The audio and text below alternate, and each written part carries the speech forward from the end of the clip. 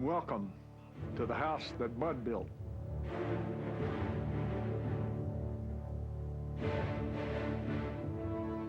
Where Barry made his mark.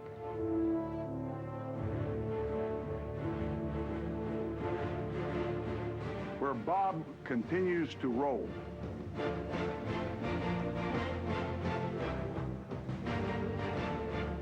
Welcome to the home where Superman lives.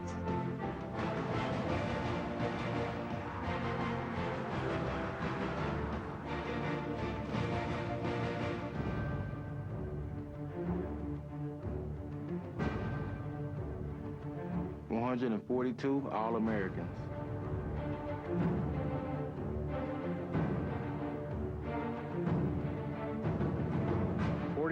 Game winning streak. 40 conference titles. Count them. 7 national championships. There's only one. Only one. One Oklahoma.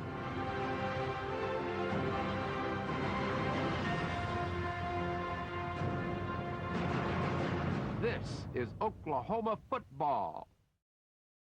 Cyclones can be the second team this season to upset the Sooners on the road.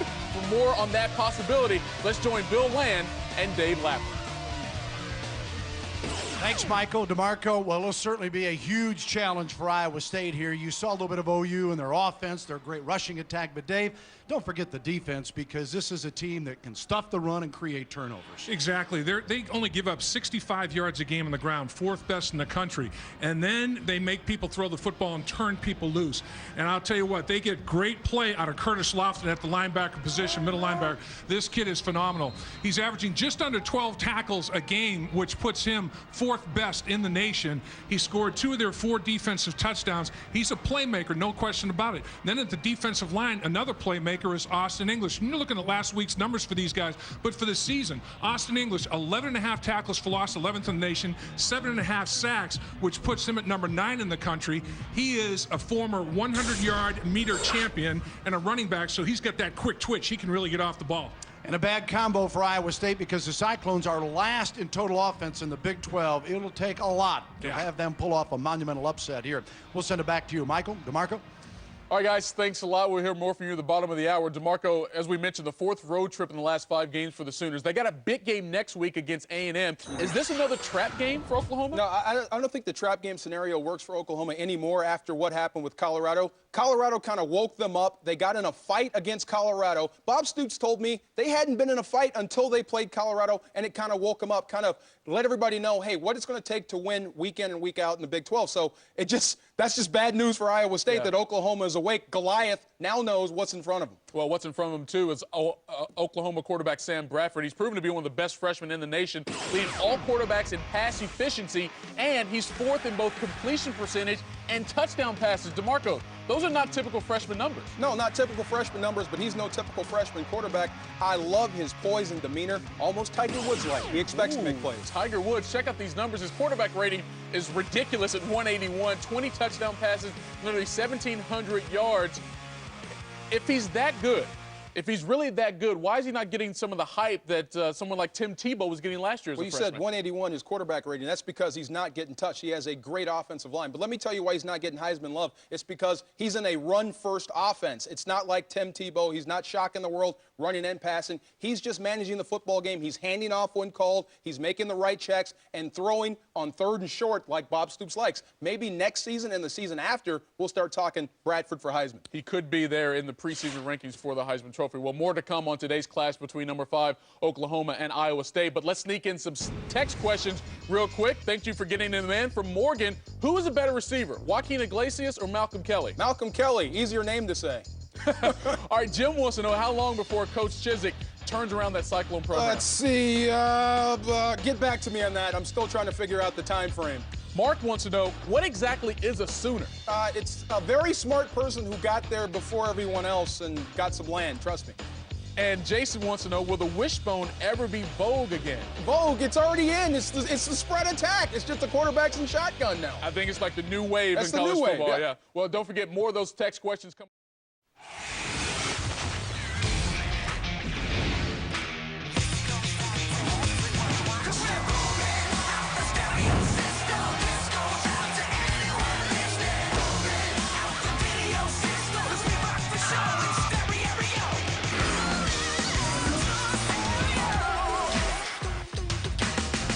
number one anyway.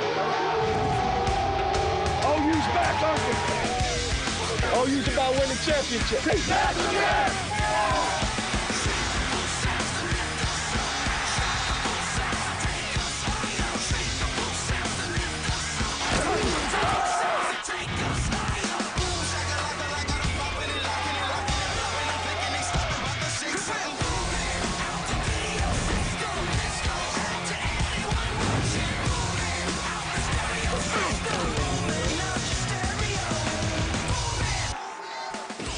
No question, Oklahoma definitely one of the premier programs in all of college football with those 7 national titles, second only to Notre Dame's 8. Bud Wilkinson claiming 3 championships for the Sooners in the 50s. Barry Switzer won 3 as well, 74, 75, and 85. And then Bob Stoops winning the title back in 2000, just his second year in Norman. And speaking of national titles, Make sure this gets back to my trophy case. yeah, we'll have it back at your house soon. Well, in order for the Sooners to win the Coaches National Championship Trophy presented by DirecTV, DeMarco, is it partly going to come down to style points for Stoops and company? Yeah, for Oklahoma, it is about style points, but don't tell that to Iowa State. They still think they have a chance to win. But it is about style points. You're competing with LSU and all the one-loss teams. You have to show and prove. You have to show people you can run the ball efficiently. You can play good defense. You can be physical on the offensive line. It's about impressing people enough to put you in that top 3. Because you still have those other teams that are unbeaten right Yes. now. Well, Iowa State may not be the strongest team OU plays this season, but there might be something else to worry about today. Every Sooner fan remembers last year's matchup when Adrian Peterson went down with that broken collarbone. Now, granted, this is something that can happen to any player at any time, but DeMarco, can you ever go into a game hoping not to get injured? Never. You got to leave that in the locker room. It's like walking in the rain and expecting not to get wet. It's just one of those things that happens. You have to go out and play. But I remember this game with Adrian Peterson. His dad was in the stands for the first time watching him. Never did that before. He was running like his hair was on fire. He scored. He hurt his shoulder. Everyone went out. We wondered what's going to happen to OU. OU actually got better running the football. They split those carries up between 3 guys, and they've been unstoppable since. Yeah, that's carried into this season, that's for sure. Well, folks, today is... From Jack Trice Stadium in Ames, Iowa, it's Big 12 football presented by Kyocera. Today, the BCS number 5 team, Oklahoma, faces the Cyclones of Iowa State. And to put it simply, there's a logjam at the top of the Big 12 South standings. 4 teams with identical 2-1 conference records, including the Oklahoma Sooners. They've been led by their outstanding redshirt freshman quarterback Sam Bradford, throwing for nearly 1,700 yards, 20 TDs, and just 4 interceptions. It's the veteran on the other side calling the shots, Brett Meyer, a chance to move into second place all-time in Big 12 history on those passing charts. And we welcome you, folks. Bill Land, Dave Lapham, glad to have you aboard here in Ames, Iowa. Talk about the Sooners. You do start with their quarterback, Sam Bradford. He's been sensational. He really has. He's completing over 70% of his passes, and he's throwing the ball all over the football field. Weapons galore. He's going to hit his wide receivers regularly. Iglesias is big time. So he attacks that position group. Then down the middle of the field, he can go to the tight ends and stretch the field that way. Gresham is big time. And then out of the backfield, he's got multiple backs he can throw to. So just check it down if there's nothing down the football field. And this is the best in space. DeMarco Murray can turn an 8-yard reception into an 80-yard touchdown. And Bradford's like a point guard distributing all the ball to his talent. OU coaches say they can play even better offensively. That's kind of scary. Now, defensively, this team has been very solid all year long, particularly coming to stopping the run. Yeah, they are unbelievable stopping the run, allowing only 65 yards a game, 4th best in the nation. And then they turn these guys loose when offenses get one-dimensional. And Curtis Lofton has scored 2 of the defense's 4 touchdowns. He is just very instinctive. Austin English is a force on the edge. He's got that quick twitch. I mean, he is a former 100-meter champion, running back in high school. He just penetrates, creates havoc in the backfield. Huge challenge for Iowa State to slow down powerful Oklahoma today. The Sooners have a big playmaker in Malcolm Kelly. Iowa State counters with Todd Blythe. We're back to the studio. DeMarco Farr and Michael Eaves in just a moment. Today's game presented in FSN HD and brought to you by Hitachi. Iowa State runs on at 1-6, trying to recover from a loss to Texas, facing Oklahoma fresh off a win over the Missouri Tigers. Let's send it down to Jim Knox with the head coach of the Cyclones, Gene Chisholm. Coach, you're facing not only one of the top-ranked teams in the nation today, but their offense puts plenty of points on the board. How do you slow down the Sooner offense? Well, the bottom line is today we got to play physical football on defense. We can't give up any big plays or quarterbacks on target.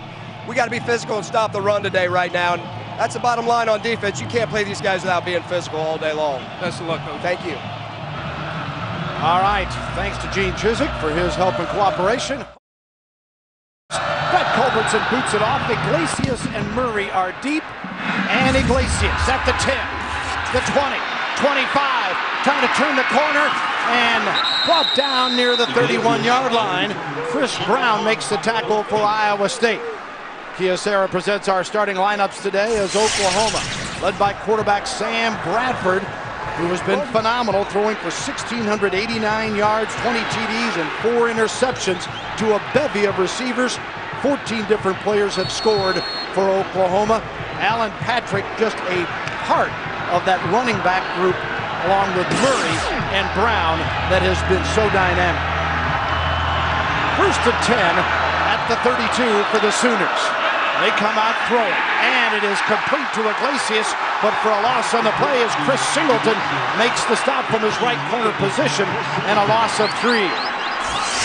Again, Kyocera presenting our lineups in the defensive side. You just saw Singleton with the tackle. He might be the best in their secondary. Their leading tackler is linebacker Alvin Bowen.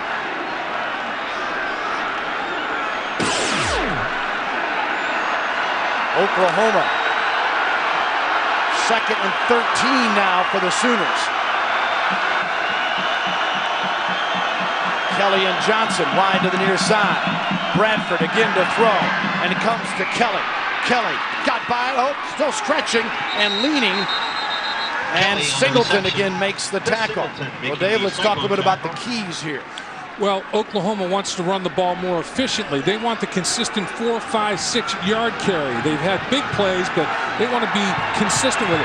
They want to establish the physical presence, impose their will on Iowa State, both sides of the line of scrimmage. They want to play 60 minutes, particularly on the road, finish in the fourth quarter. They want to erase the bad memory that occurred for them at Colorado when they had a 24-7 lead with 8 minutes to play in the third quarter, did not finish that football game.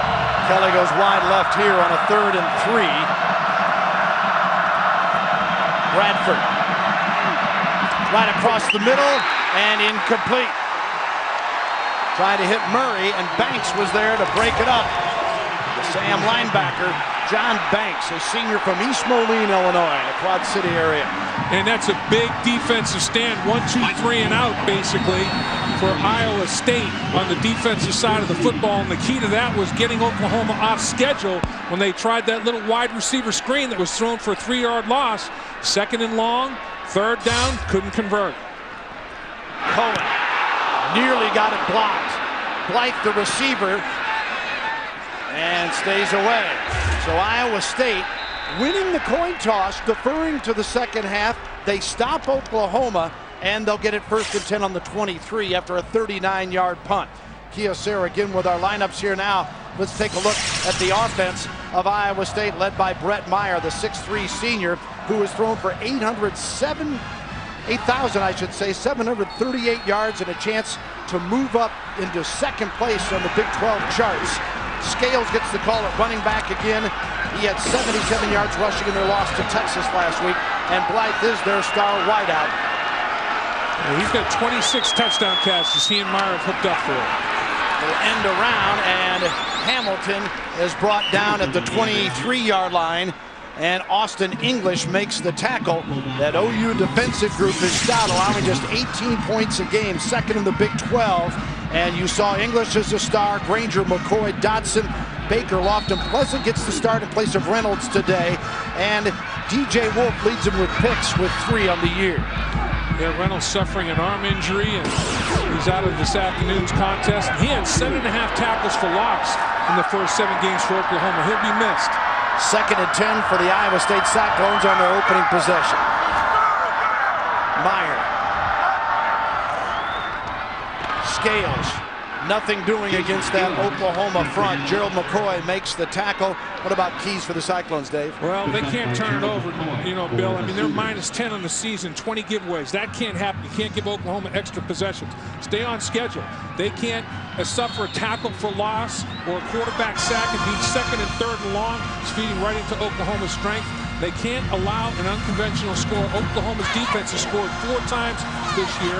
And then Bob Stoops, under Bob Stoops, special teams had 25 touchdowns for Oklahoma. You can't give that kind of thing up to the Sooners and stay in the football game. Yeah, it's that basketball analogy, points off turnovers against Oklahoma because they score. Meyer tucks it under. Got some room. The first down as he rolls across the 35 to the 36-yard line, a pickup of 12 before DJ Wolf upends it. That was a very good decision and a quick one by Brett Meyer. Saying, okay, I went through my progression, nowhere to go. I found a little seam, a little running lane. I'm going to tuck it and run. And that's what he can do to you. He can create with his legs and his feet. He can extend a play. And that time he created a play with his feet that generated a first down, moving the chains on 3rd and long. Picture perfect day, 60 degrees at kickoff, wind 5 to 10 miles an hour, clear skies expected to rise to 70 today. Cyclones playing like the weather so far. They've been outstanding. And nothing doing though on that run again as Scales has stopped here, and it'll make it a 2nd down and long as Holmes makes the tackle. Talk about Brett Meyer. Durability is what comes to mind, Dave. Yeah, durability. This is his 44th consecutive start. And due to those number of snaps that he's taken, he's going to put up all kinds of numbers. And he's going to rewrite the record books passing at Iowa State. And he's making a statement in the conference record books as well. And there's some luck involved. I mean, he hasn't missed a practice, hasn't missed a game. But he's accountable, reliable, and his teammates respect him. 2nd and 10 from the 36. Meyer to Hamilton, broke a tackle, dives out to the 45, a yard short of the first down. Nick Harris makes the tackle after a 9-yard pickup. Marquise Hamilton, who's an Oklahoman, a sophomore out of Edmond North in the Oklahoma City area, and he has 23 catches for 245 yards coming in. And the guy he made miss isn't chopped liver. It's the #1 tackler on the team right there. Curtis Lofton coming off a block, granted. But Curtis Lofton is a very sure tackler. Almost 12 tackles a game, 4th in the country. And he missed on that one. 18 last week in the Sooner win against Mizzou. 3rd and 1. Meyer. The option. Scales. Got the first down. Brought down on the Cyclones sideline. Just shy of midfield. Nick Harris, the junior free safety from Alexandria, Louisiana, the tackler. I like how the offense is the execution and mixing it up. Robert McFarland doing a great job of changing personnel groups, substituting different personnel every snap, different formations, running the option to say to Oklahoma, look, you better be careful about blitzing. And that on that particular sequence, they stayed on schedule and they had a 3rd and 1. When you're 3rd and 1, your percentages of being successful increase dramatically as opposed to 3rd and 7 or more. Now the coaches here, the new staff, there is Coach McFarland, the offensive coordinator, once the head coach is Stephen F. Austin. And they've been trying to get Brett Meyer to become more of a manager. Well, he's managed his first drive very well. In trouble here. Good throw. And that's something else they want him to do because he's only been sacked 10 times in 7 games this year after 105 sacks in his first 3 years here. And let's go to Gene Chizik talking a little bit of how the Texas game prepared them for this game today. To be honest with you, I think they have a better idea of what they're going to face this Saturday than they did last Saturday, simply because I think these two separate themselves in a lot of ways from the rest of the pack when it comes to, the type of football play that they put on the field. So I think it helped us last week just to be able to be in a game like we did with Texas. Obviously, we didn't play like we wanted to play, but I think that'll help us with the speed of the game and the size and the power of those two football teams when we go out and take the field against Oklahoma. Scales picks up a yard on a 2nd and 10, makes it a 3rd and 9. And Dave, last week we were here for that Texas slaughter. Iowa State moved it well early, but couldn't convert. Yeah, they got the red zone, Bill, and there was a holding penalty that got them out of the red zone. They hooked a field goal, and that was discouraging to go the length of the field like that and come up with no points. But I think they realized that if they execute, they can compete. And the speed of the game, after you play Texas, it is a lot easier to adjust to Oklahoma's speed. 3rd and 9 for Meyer. Steps up in the pocket and goes down in the pocket as English is there to hog time. Austin English. Well, we mentioned Now 8.5 sacks, tops in the Big 12, and a loss of 7 on a huge third down play. And this is where Oklahoma starts to lick their chops, when they get you 3rd and long. And Iowa State was facing a 3rd and 9. And out of the shotgun, receivers are plastered down the field, nowhere to go. Austin English just finishes. And once he gets Brett Meyer in his grasp, it's coffin nails. The play is over. So Brantner comes on to punt. Mike Brantner, sophomore from Bettendorf, Assumption High School here in Iowa. 39.5 on the average. Franks, the receiver, Dominique Franks, nowhere. Great kick coverage by Iowa State on a 39-yard punt. Bowen makes the tackle. We're back after a brief timeout on FSA. KSR's college football Saturday. Iowa State, Oklahoma, no score. 7:39 to go first quarter. Both teams one possession so far. Oklahoma brings a lot to the table in the BCS poll. They are now number 5. South Florida, of course, was number 2 until getting bumped off by Rutgers. That'll drop them. There's a lot of zeros up there still, a lot of one-loss teams, Dave. More importantly, a lot of football left. A lot of football to be played, and I think South Florida may drop out of the top 10. Oklahoma could move up. Glacius in motion here for Bradford and crew. 1st and 10 for Oklahoma. Alan Patrick ran into a wall and just turns the corner. Oh, nice. 25, and Patrick shows you his power as he gets to the 30 and more. Rashawn Parker makes the tackle. You were telling me before the game, that move there is what you like about this guy. Yeah, he is strong, and I'll tell you what I like too is Sam Bradford threw the block for him, and once he changed direction. Sam Bradford came back as the quarterback and threw a courageous block. Over pursuit, everybody's in one little bunch. Look at the finish in the blocks right there. Everybody getting after it. But watch as he comes back. Sam Bradford right there. Boop, peel back. Hey, that quarterback getting after it. And it's 1st and 10 at the 30 after that play. Patrick again. Now, Patrick's best outing was 145 yards and 2 scores against Tulsa. Last week against Missouri, 11 carries for 44 yards. And missed the North Texas game, the season opener, with an ankle injury, and has been back and forth, but he's 100%. Look at the balance between the 2 running backs. Three carry differential and only a 9-yard differential in the amount of yards. The average just about the same.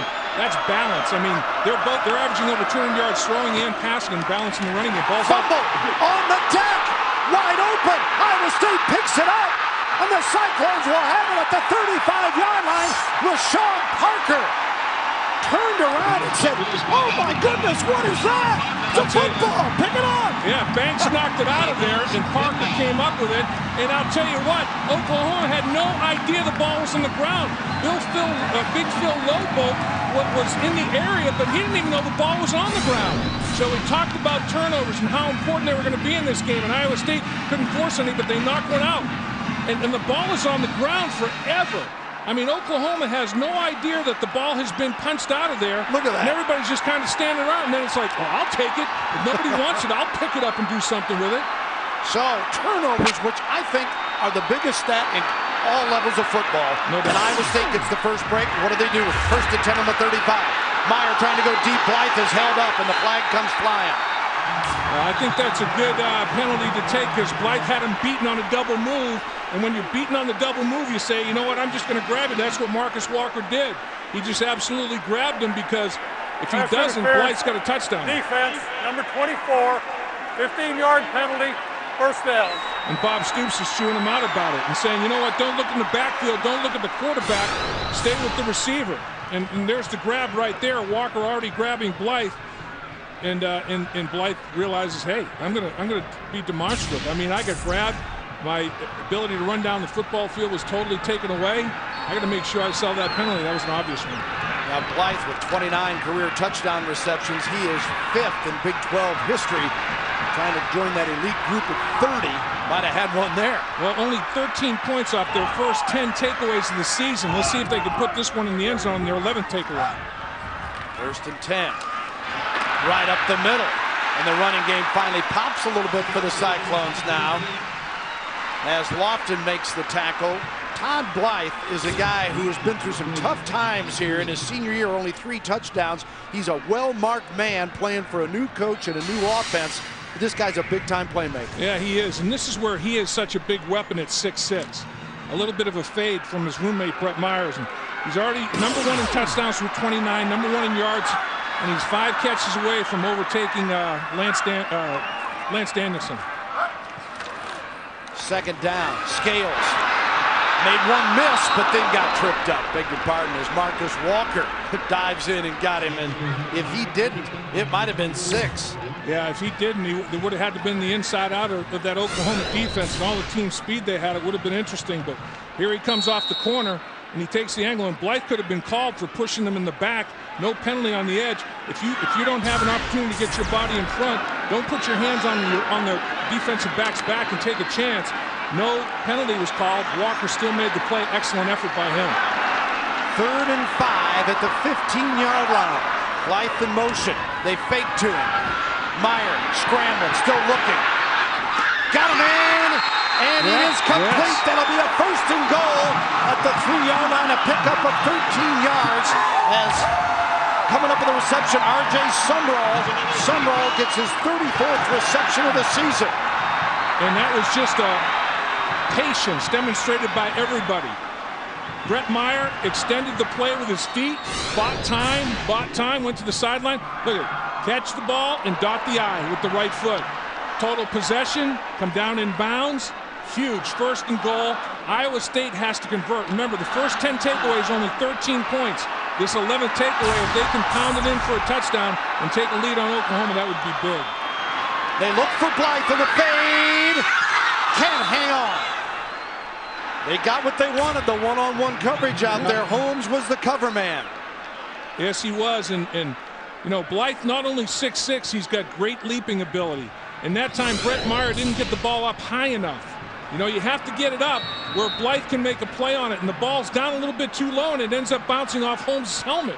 Got to get it airborne more than that because Blythe's already elevated well above Holmes, but the ball was down at Holmes' level of his helmet.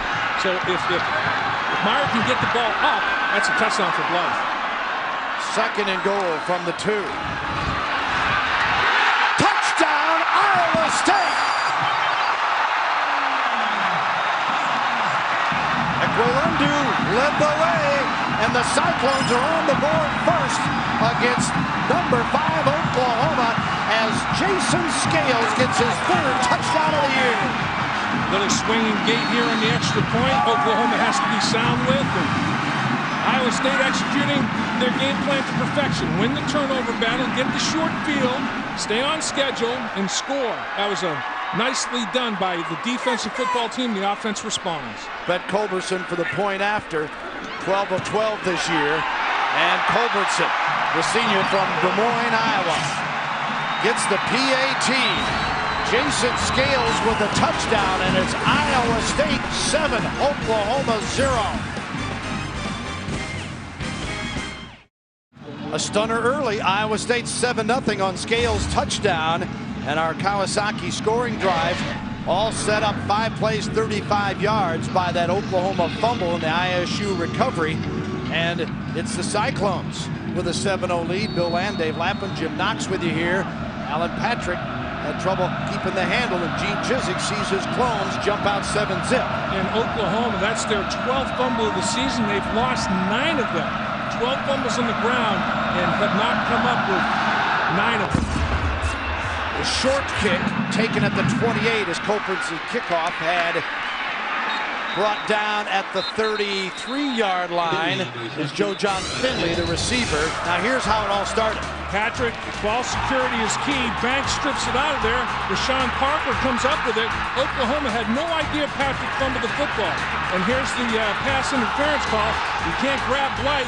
And grabbing Blythe was Marcus Walker. And then later finish it. You know what? Take that touchdown, take that turnover and score a touchdown with it. Their first 10 takeaways, they only had 13 points. In the 11th takeaway of the season, they got 7. They got more than half of the points that they accumulated on their first 10 takeaways.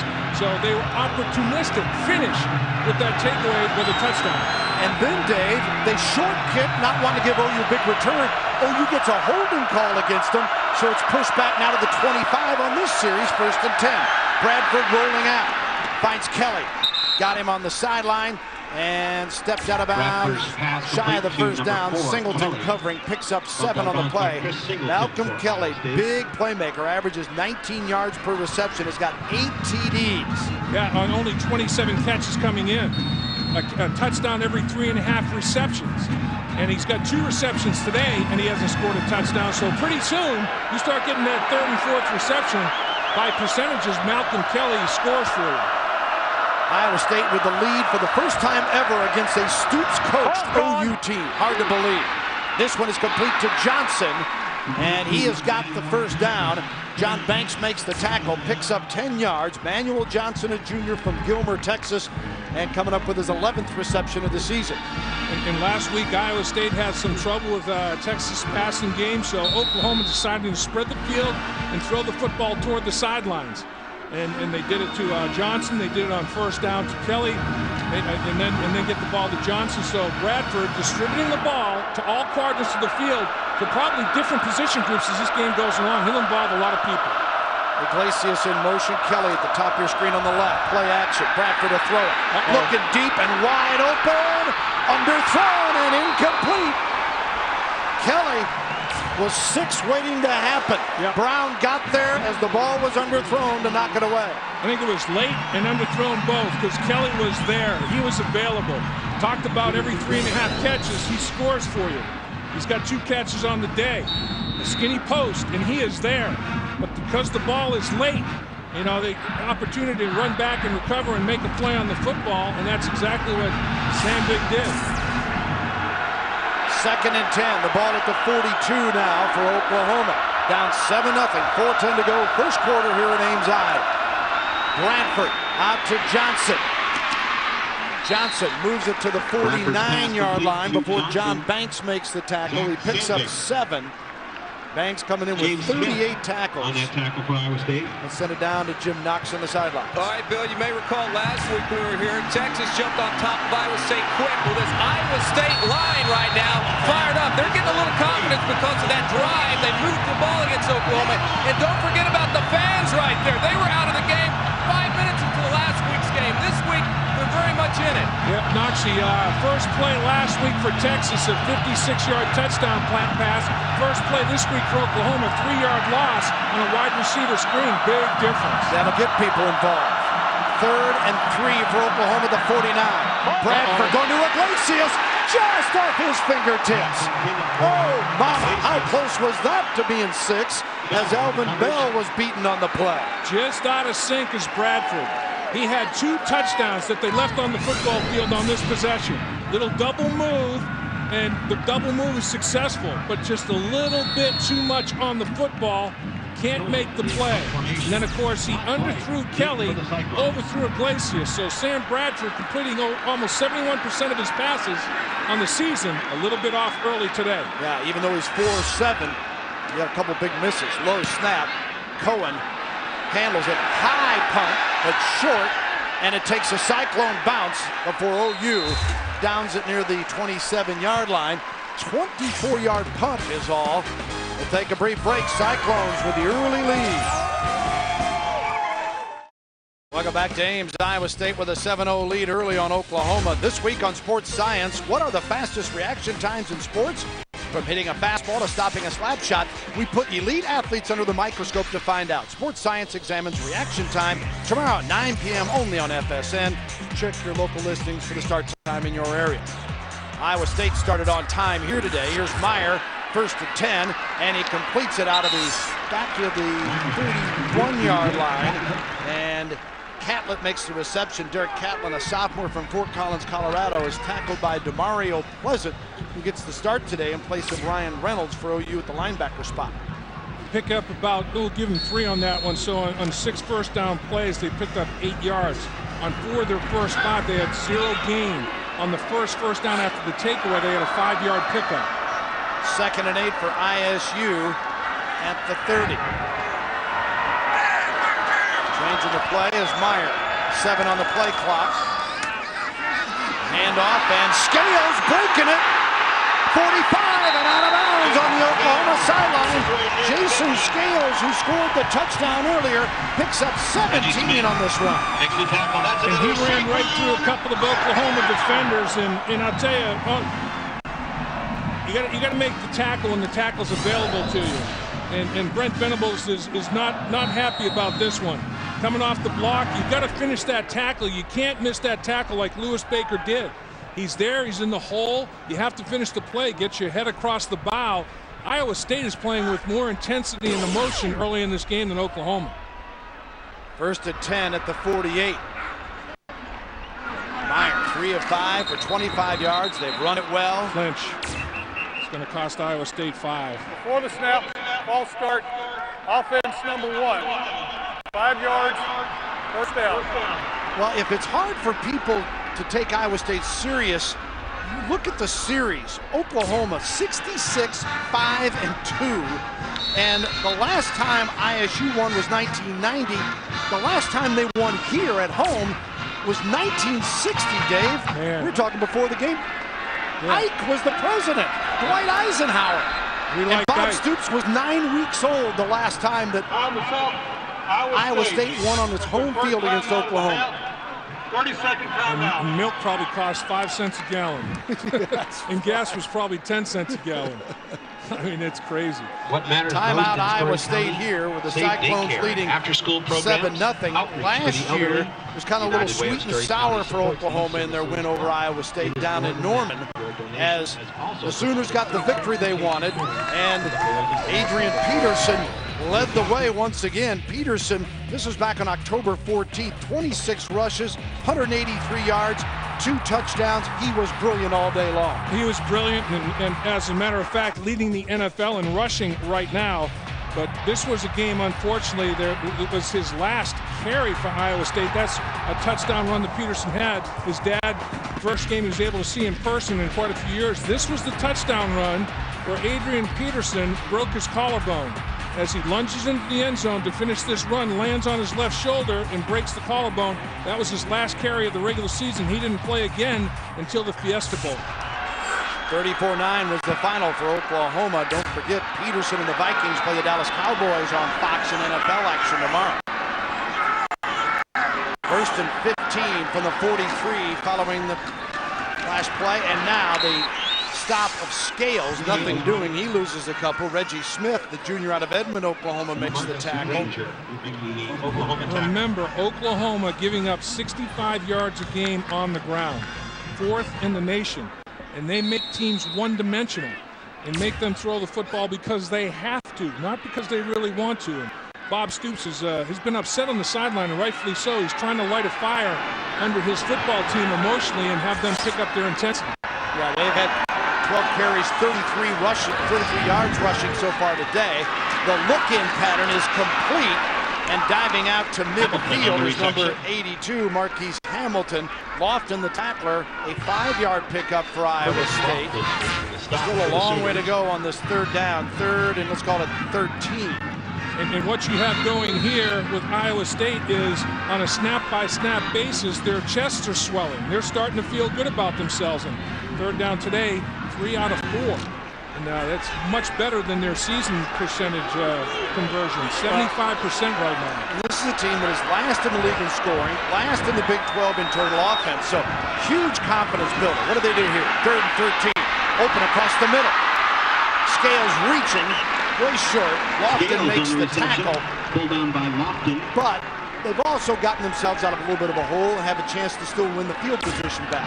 And that's what they're doing. They can pin Oklahoma back inside their 10-yard line. And English blows by the tight end, and the tackle can't respond to that quickness. I mean, he is just an explosive kid, and really, Diedrich has never seen anything like it. I mean, Diedrich barely got a hand on Austin English. Once he accelerates after that first step, it's bye-bye. Brantner, a 40-yard punt his first time. That's this one a little bit too much leg, and it goes into the end zone, so it'll come out to the 20. But the Cyclones have got to be excited. Inside a minute to go, first quarter, they lead 7-0, and Iowa State will see their defense come on with OU having it at the 20. Sports Ultimate Nightly Highlight Show is here. It's the FSN Final Score. The only national show gives you nothing but wall-to-wall highlights The FSN Final Score nightly at 10:30 p.m. only on FSN. It's the way to stay up to date on the latest sports action. Well, what Iowa State is trying to do is stay in the football game till the fourth quarter. Then you never know what can happen, just like what Colorado did up there.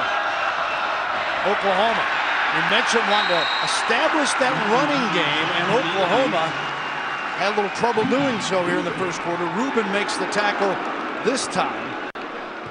That's not booing, that's Rubin. Murray, the ball carrier on that play. First down markers brought to you by Overstock.com. Your entire order ships for just $2.95 at Overstock.com. Live better with Overstock.com. It's all about the O.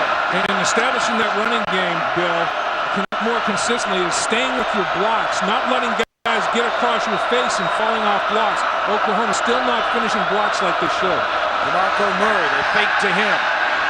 Bradford in trouble, scrambling, looking for help, and just has to tuck it under. Rubin makes the tackle, and that will be the final play of the first quarter. Homecoming crowd on a glorious day for football here in Ames, Iowa, and the Cyclones stunning the Sooners so far. Great coverage. They plastered every receiver Iowa State did. Into the first quarter, Iowa State 7, Oklahoma nothing. Now a word from Dr. Pepper and your local Dr. Pepper bottler.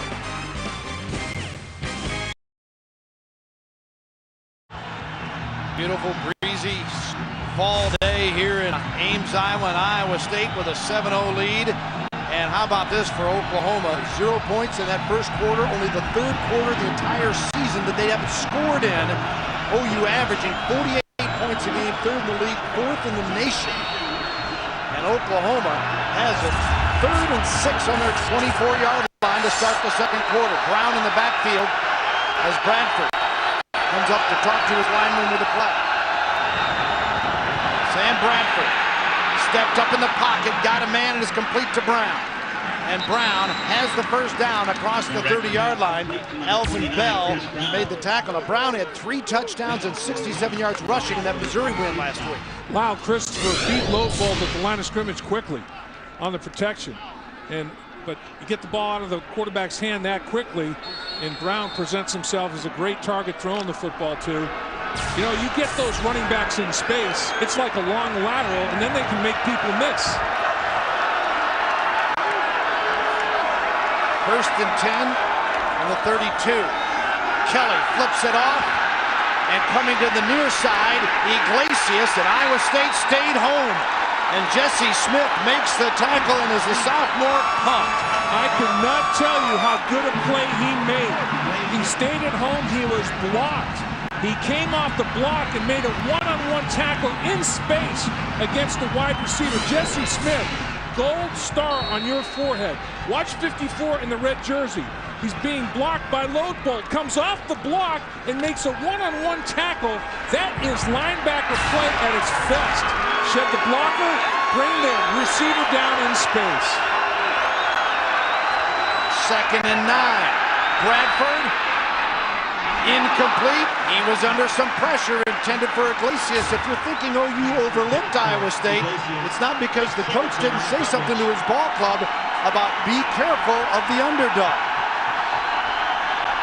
Well, it's just pretty obvious. Anyone that's paid attention at all of what's gone on through the whole year, that anyone can beat anybody if you're not at your best. So, you know, that's always the case. And again, it's been evident this year more than any. And they experienced it in Colorado. He took the list of upsets to his players in the locker room, and Oklahoma-Colorado is one of the games on that list. And he's trying to drive the point home, but you can talk to your blue in the face. Bradford, complete across the middle at the 50, and first down Oklahoma at the 49 of Iowa State. 18 yards on the pickup. Gresham is a big horse. Gresham is 6'6", and Gresham has got a size-speed ratio. He's faster than linebackers, he's bigger than safeties, and the ball is threaded between the linebackers and safeties, and the play is made. And that's a very good target to go to when things are crazy around you, and it settles it down. He had 2 of the 6 touchdowns in the Texas game. Was huge down in the Cotton Bowl. Looking for him again, got turned around, and the ball was behind. And it'll be a 2nd and 10 for the Sooners as Brown was covering in the secondary for Iowa State. There's a look at Bradford today. But he'd tell you he's not happy because there were 2 plays where Oklahoma had receivers past the field that could have been touchdowns that he missed on. Yeah, he underthrew Iglesias and he overthrew Kelly. And it's 6 for 11. That's almost 50% for the season. He's 20 points higher than that. He's not throwing the ball as accurately as he has. 2nd and 10 at the 49. Brown. And Brown forges ahead to the 43-yard line. John Banks makes the tackle. Well, we talk about offense and what Oklahoma able. Well, NCAA scoring leaders, Hawaii #1. Look at the Big 12. Kansas, Tech, and then Oklahoma. In Oklahoma, #4 right there. How about 3 teams from the Big 12 almost hanging half 100 on people with more than half season gone? Everybody in the Big 12 will run the football. Hey, these teams can spread it and chuck it to and score points. Kansas, a huge one today at Colorado in the north. 3rd and 4 at the 43. Brown turns it up at the right time. He's got the first down for the Sooners to the 37-yard line of Iowa State before Ace Bowen, the senior linebacker out of East Orange, New Jersey, makes the tackle. There's Brown's work last week, why Oklahoma is so tough to defend. They started Patrick today. They had Murray in there for a play or 2. Brown seems to be the guy that's hot again. Yeah, and Chris Brown, the defensive back for Iowa State, he missed the tackle. Chris Brown made Chris Brown miss and turned it up inside for a first down. Brown again. It's a couple before he stopped in the 33. Bell and Jesse Smith, the tacklers for the Cyclones. And Oklahoma trying to get the mix going, the run and pass mix, and you make a play like was made in space by Jesse Smith. You get fired up and you start to get involved in other things in the middle of the line of scrimmage. And Oklahoma has such a size advantage over Iowa State in the pits. Iowa State is going to have to move and stunt and slant. They can't stand there and be a sitting target for those big boys from Oklahoma. 2nd and 5, play action to Patrick. Bradford steps up, got time, got a man. Kelly, and he can't come down with it in the end zone. A little high. James Smith makes the hit in the secondary. And Malcolm Kelly, with Bob Stoops to tell you, has got the best hands he's ever seen on a wide receiver. That would have been some grab. He's got the biggest, and boy, he has got big hands for his body size, his body type. And the ball seems to be floating on Bradford. I mean, he's had balls float on him that have just kind of hung down the football field. This one wobbling a little bit, floating. He usually throws a tighter spiral with a lot more velocity than he's thrown today. I don't know how much the wind is a factor down there. It's kind of whipping on top of those goalposts on the end that Oklahoma's going to. 3rd and 5 for the Sooners. Down 7-zip. Bradford tries to deliver incomplete. Receiver trip. Tripp coming back to the football that time as Edrin Tennell and Bell was covering. Bell was right there, though. It was just a great job in coverage. And as planted to try to come back to the football, feet went right out from under him. So a 4th and 5 for Oklahoma. And with the ball at the 33 and a 50-yard field goal attempt, they'll just go ahead and go for it. DeMarco Murray alongside Bradford. There's Murray in some space. Bradford's got room, though. He does not get it. Oh, my. Singleton came up from the secondary. Did he pop Bradford? Yes, he did. And I'll tell you what, Bradford had an available target out there. It was DeMarco Murray. And I think he didn't realize that he had room to negotiate to get to the line of scrimmage because Singleton sold out to get it. He could have just lobbed the ball to Murray in space. But Bradford committed to the run, and Singleton made him pay. Right here, he's thinking. Now he tucks it, and Singleton blows him up. But DeMarco Murray on the sideline was wide open for him to just loft the ball. And he was open the whole time.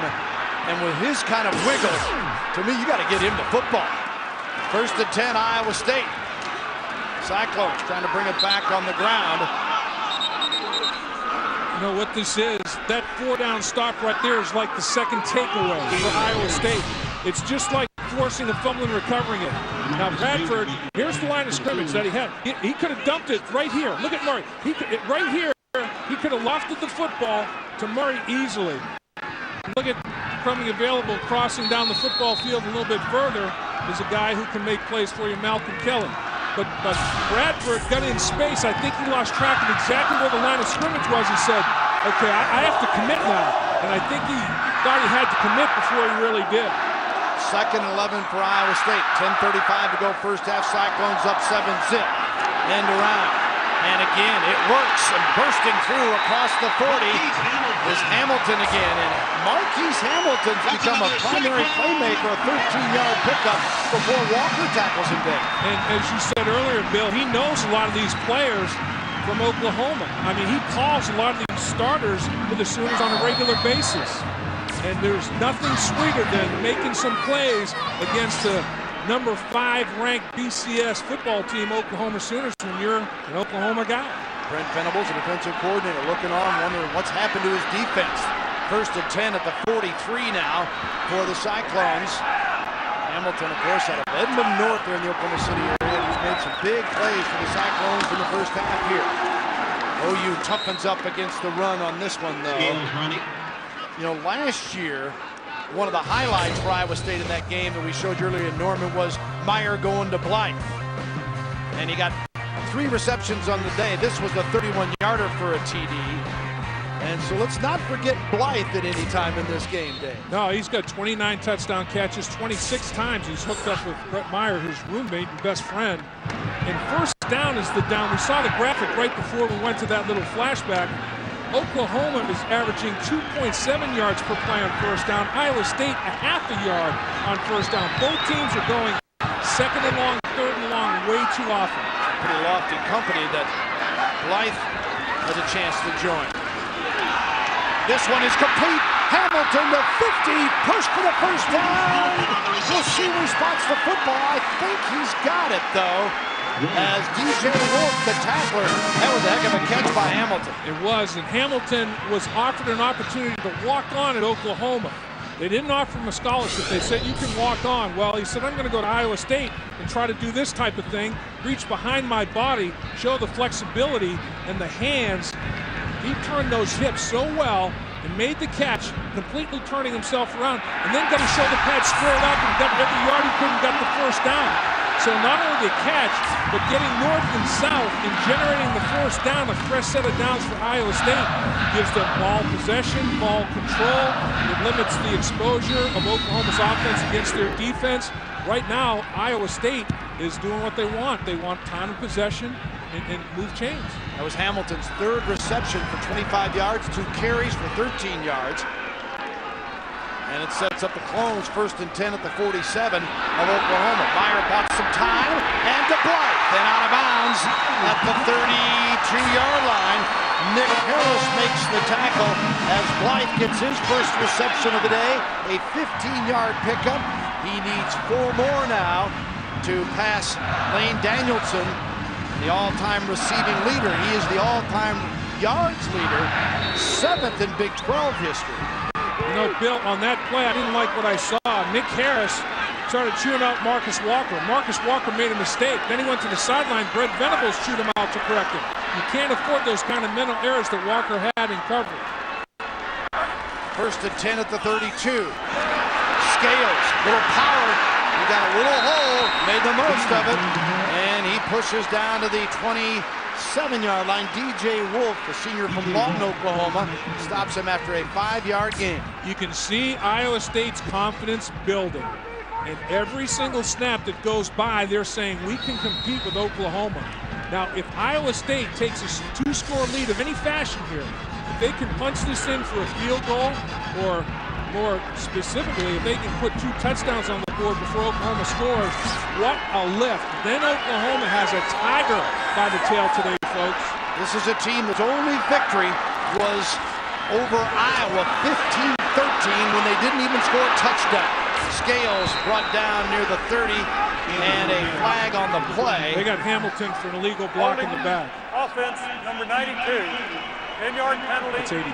Second down. That's it. I don't think there's 92 out there on offense. I think it's 82. I think it's Hamilton. out there in the perimeter that made the play. Meyer with his passing work today, now moving to second all-time in Big 12 history in career passing. You know, and like we said, this is his 44th consecutive start. That's a guy that takes care of himself. There's an element of luck involved because he's been hit. He's been sacked a few times. And right now, the Sooner sideline is in a state of disbelief. They cannot believe that halfway through the second quarter, it's a 7-0 football game. Iowa State's favorite.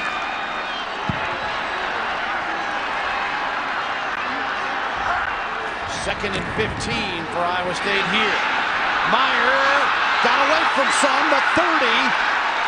And Meyer stopped by Curtis Lofton, showed you some wheels there down to the 28. 9 yards on the pickup for Brett Meyer. Alonzo Dotson was nipping at his heels, and Dotson had a good pass rush, but he just could not quite finish it. And Meyer, you know, had that ability to sense it, and he gets away from Dotson, and then he just takes the positive yard. He's making good decisions in the pocket when to tuck it and go. He did it in the first drive of the game. That's another good decision. Don't force the ball down the field late. Oklahoma's got too much recoverability speed, and they'll pick it off. Meyer has scored 2 touchdowns on the ground this year. He's got some legs with him. Here is Blythe. And good, tough tackle by Lindy Holmes that time as Blythe tried to put on the brakes and scoot upfield. Holmes had nothing to do with it. No, that's not going to happen. Yeah, he redirected himself as quickly as Blythe did. Nice job in space by Lindy Holmes to make that sure a hit. Holmes, a junior out of Dallas, 6'1", 196. Oklahoma defense that has only been allowing 303 yards of offense, and Iowa State's having its way, 7-0 with a timeout and 6:20 to go first half. And Iowa State's O today, 121 yards of offense to Oklahoma's 91, and most importantly, a 7-0 lead. And the touchdown, though, came about because of an Oklahoma turnover, set up Iowa State for a 35-yard short drive, and they made the most of it. We're going for it here on 4th down with a long 4, short 5. At the 27-yard line, Meyer for the Cyclones, going to keep it. And Meyer got the first down. Meyer to the 21. Austin English made the tackle. And the Cyclones keep possession and a new set of downs. And that was a design quarterback draw. I mean, Meyer, he had no intention really of throwing that football.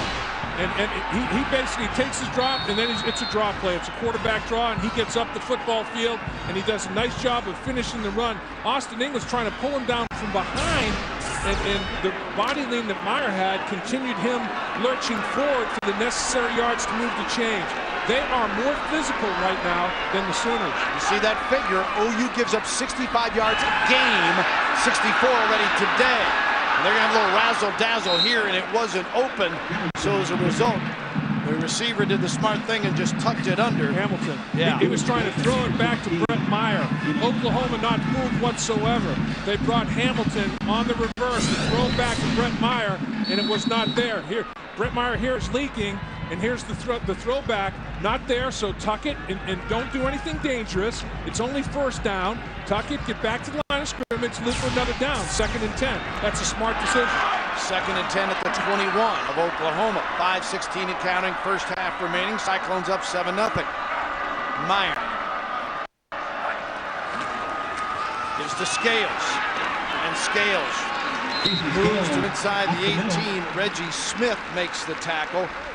Last week we saw a similar play that we saw a moment ago, except it was Blythe to Meyer. Yeah, a little reverse, and Blythe delivers the ball to Meyer. And this time, instead of running it to the right side of the field, they run it to the opposite side. The throwback is to the left side of the field, and potentially, if Meyer was open. But Oklahoma saw that on tape against Texas and said, you know, watch, any of these receivers can do that.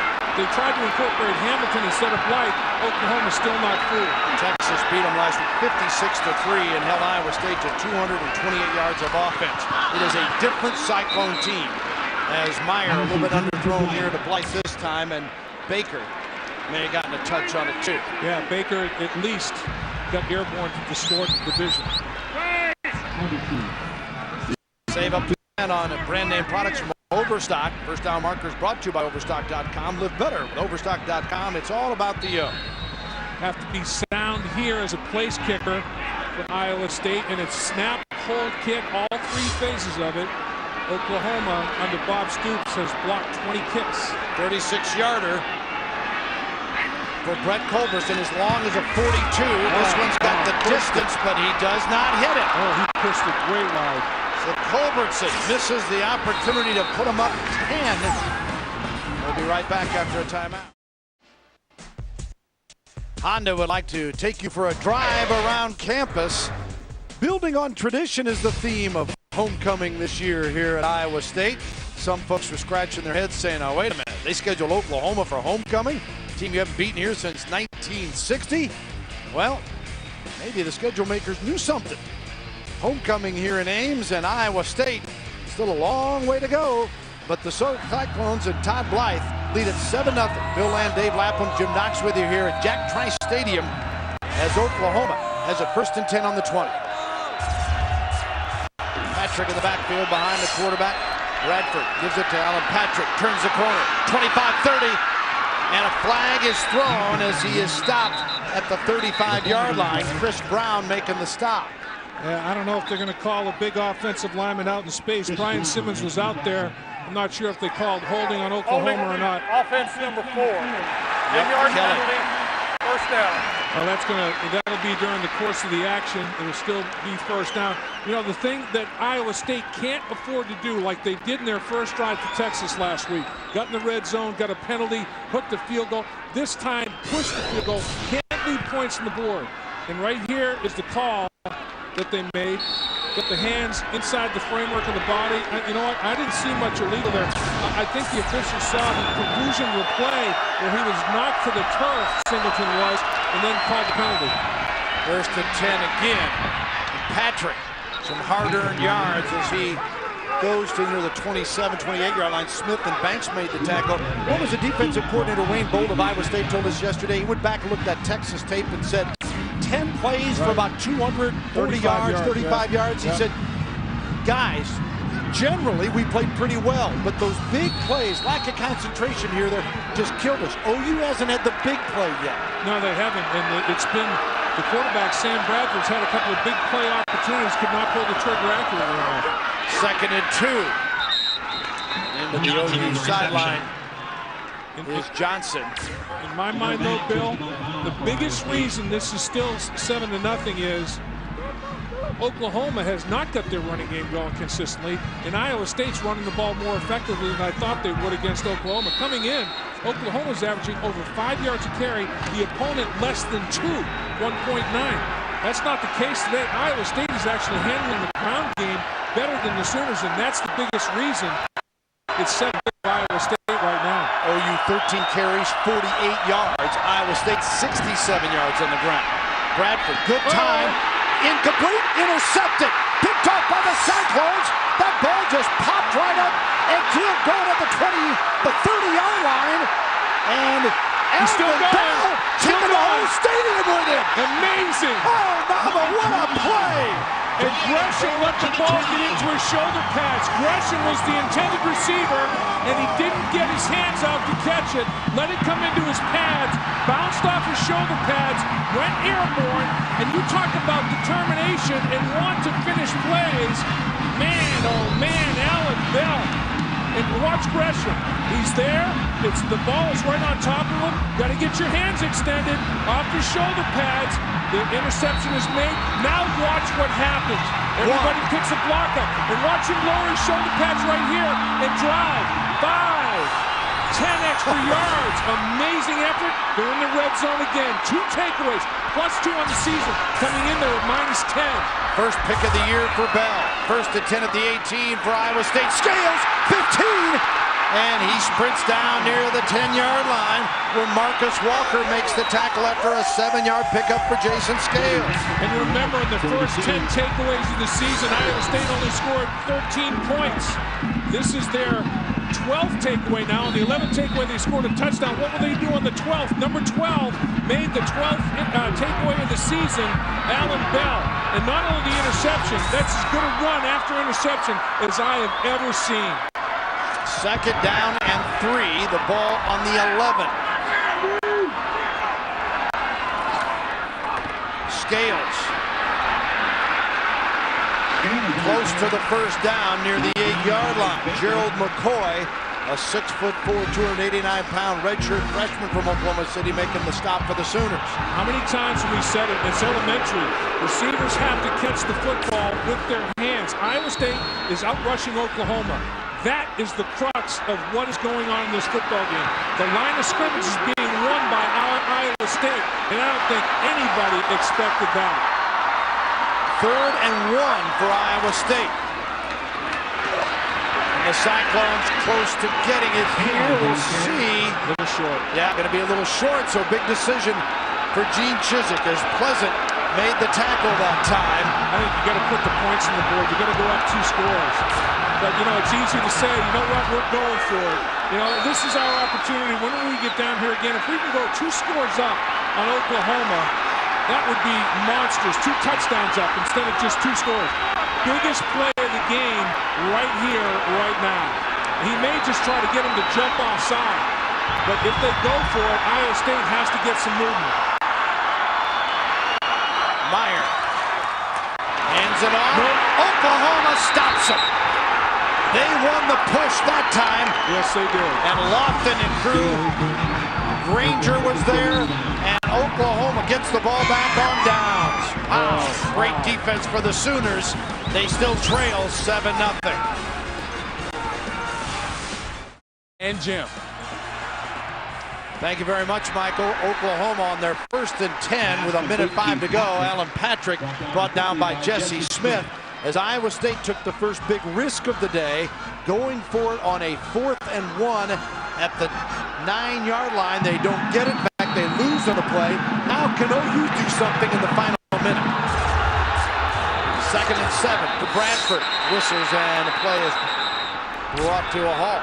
You know, I think as I try to go through Gene Chizik's decision-making, Culbertson missed a 36-yard field goal wide right by 10 yards wide right. I mean, he wasn't even close. So maybe he thought, you know what, 4th down, let's not put it in control of this destiny in my kicker who just missed. How about 4th and less than a yard? My offensive line's been coming off the ball well. Let me show some confidence in him. And now, by that decision, he's telling his defense, you got to stop Oklahoma 3 and out. But I thought, you know, go out there and maybe try to draw him offside with a hard count and get a 1st down by penalty. But when they went for it, Oklahoma was up to the task and knocked him back, which he missed from 36 and didn't get a chance to redeem himself. But it wasn't just a close miss. He missed big-time wide right. Well, and this has been the problem of Iowa State. Remember when they played in Nebraska? They went over there. The game clock back to 56 seconds. There's a clock issue. Let's send it down to Jim. All right, thank you, Bill. Coming up on the Attache halftime show, we'll join Michael Eaves and LaMarco Farr in the studio to take a look at the Texas-Baylor game. A little upset going on there as well. Also, top 25 scoreboard. And these guys, you're ready for halftime, huh? And the fans still very much in this game. Nazi, you still got that hair and wig, man? They wanted to know if I wanted some paint, big guy. I'm going to save it for you. As long as there's salt and pepper on it, he might eat it. I'll tell you what. Yeah, I'm not much of a seasoning or condiment guy. I just like the deal. I just like to have the actual food. They can keep all the seasonings and the condiments. Little clock issue, and Gene Chizik very upset, still waiting for an explanation. The officials are still gathered here. The point, though, Dave, on Iowa State was going to be, remember Nebraska, where they moved the ball against the Huskers all day. They ended up losing by a wider margin than it may have indicated how well they played, but they lose 35-17. They had 102 plays, but they couldn't take advantage of turnovers. Today, even though they're leading 7-0, they get a big interception. They get nothing out of it, and they miss not a chip shot, but a very makeable field goal. Boy, against Oklahoma, you got to take advantage of every good opportunity you get. You can't leave points on the field, and they have left points on the field And I think going up 2 scores would have been huge, but Oklahoma comes off the football and absolutely crushes. And that was a big 4th down play. And that was just a tremendous defensive charge by DeMarcus Granger, who is the USA Defensive Player of the Year when he was coming out of high school. And Gene Chizik is going crazy about that clock issue. They set it to 54 seconds. It's going to be 2nd down and 7. But if nothing else, this Iowa State crowd now that had kind of lost a little of its pop because of that 4th down play, now they're back into the game, and now the officials are holding up. We may have a review here to take a look at the clock. And you know what? On the tape to see exactly what they want to do. And you have to give some credit in this football game to the Oklahoma defense as well. I mean, the Oklahoma red zone defense is the reason that Oklahoma is still in this football game by a 7-0 score. If Oklahoma's red zone defense had buckled, the score could be 13, 17, 20-0. But Oklahoma's red zone defense has stood up, and that's the only aspect of their defensive performance that's cut the mustard today. And offensively, Oklahoma's still not consistently running the football, and Bradford, as a result of that, has been spotty, particularly in the long passing game, uncharacteristically underthrowing, Police put the game clock to 44 seconds. And Gene Chizik just won the 10 seconds on the debate. The problem was one of the officials thought there had been a 1st down and stopped the clock. As a result, they had to go back. Now, why they didn't come to the replay much sooner and make sure they got it right, I don't know. But the main thing is they got it right. And there's 44 seconds, 2nd and 7, the ball on the 15. Oklahoma trailing 7-0. Here is Bradford under pressure, and he is sacked inside the 10-yard line. Wow. Bryce Broxma, a 7-yard loss, and is that defense of the Cyclones fired up? Yeah, they really are, and Broxma and Rubin are doing a nice job inside as the defensive tackles pushing the pocket. You know, Oklahoma has not been sacked many times this season. In fact, they've done an outstanding job in that regard. Their sack differential on the year is +20. Well, and Iowa State, 12th in the league in points allowed. They've been giving up nearly 33 points a game. They're pitching a friggin' shutout at halftime. Unbelievable effort by the Iowa State Cyclones. They had more energy, intensity, and enthusiasm in the first half. It's not over yet. They're now calling the players back on the field. Man, what's going on with this clock? Goodness gracious. Put 4 seconds on the game clock. They're going to run a snap. 4 more seconds to play. 4 seconds on the game clock, please. Players scattered. That's Iowa State's final timeout of the half. Iowa State called a timeout. They're hoping to get the ball back one more time. We'll be back for the conclusion. It's fumble on the snap.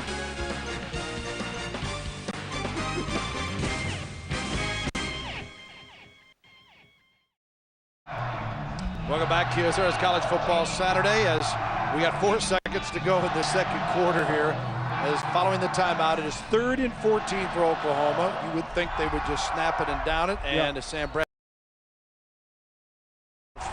no fun in this first half as Iowa State now with this huge crowd of around 50,000 here at Jack Trice Stadium getting quite an ovation as Gene Chizik and his Cyclones with a 7-0 lead at that break. They didn't play a perfect half, Bill. They left some points on the field, but they played a darn good first half. And then what they did, they played a perfect half in terms of intensity, emotion, excitement.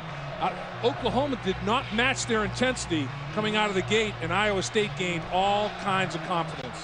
They held OU to 109 yards of total offense. Let's send it down now to Jim Knox with head coach Gene Chizik. All right, thank you, Bill. Coach, what was going on right there right before half? Time issue?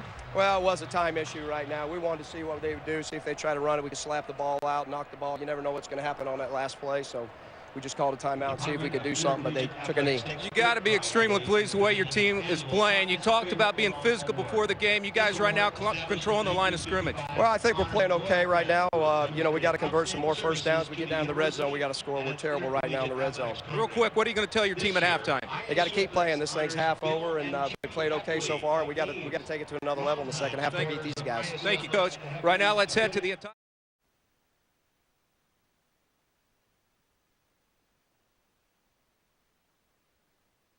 overthrown balls, underthrown balls. And in the second half, I asked him, what do you expect to do here? He says, we got to get that running game going. Look for the running game to possibly get going here in the second half.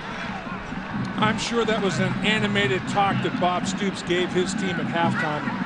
You know, and for Iowa State is they left points on the field, Bill. They didn't take advantage of every opportunity presented to them, and they're only ahead a score. Yeah, you would think if you're going to pull off an upset of this stature, you would have to take advantage of particularly those short drive situations. Play action. Meyer on first down. Wide open. Hamilton got it in midfield. Man, oh man. Harris, the tackler. They pick up 30 just like that. Hamilton, you know, he says, I know you guys. I'm from Oklahoma. I can play against you guys, and Hamilton has made plays. And out of the I formation, a little play action pass, Brett Meyer has plenty of vision, and there's a huge cavity, huge hole in the zone that Hamilton takes advantage of, and Meyer says, just like we drew it up at halftime. Fourth reception of the day for Hamilton now for 55 yards. And 1st and 10 at midfield. Scales hit hard at the line of scrimmage this time. Leading the way was DJ Wolf.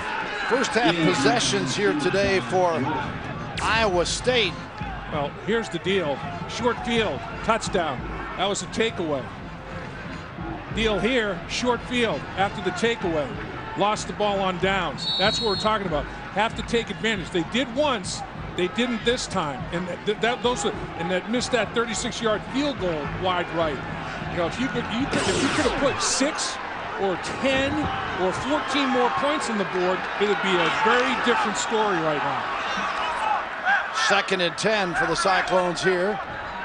Up 7-0. First possession, second half, and Meyer in throws it away, avoiding the sack.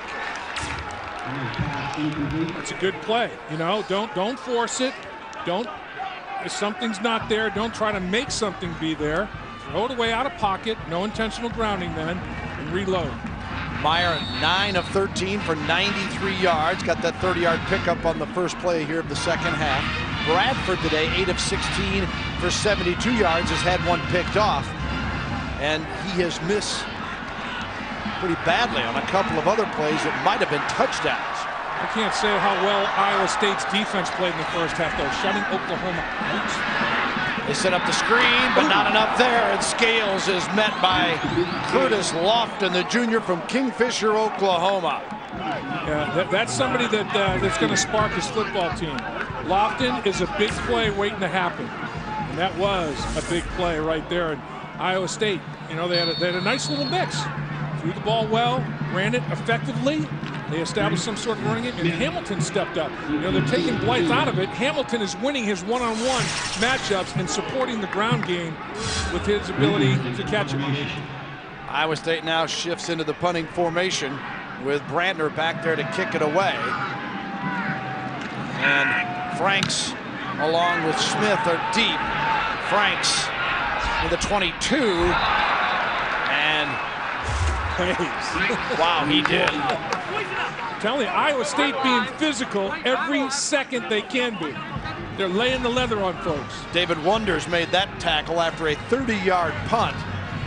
And Oklahoma, after being shocked on that first down play, then stiffens and holds, and now the Sooners get it back on their own 23-yard line. And in the first half, 2 giveaways and got nothing done.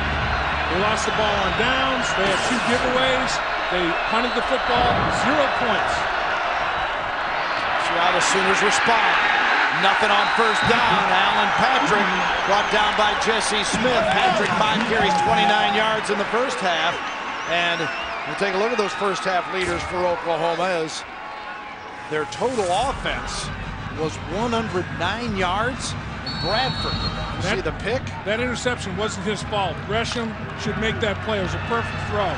Now, Alan Patrick ran the ball for a nice average, but in the first half, Oklahoma only ran the ball 15 times. Iowa State 24.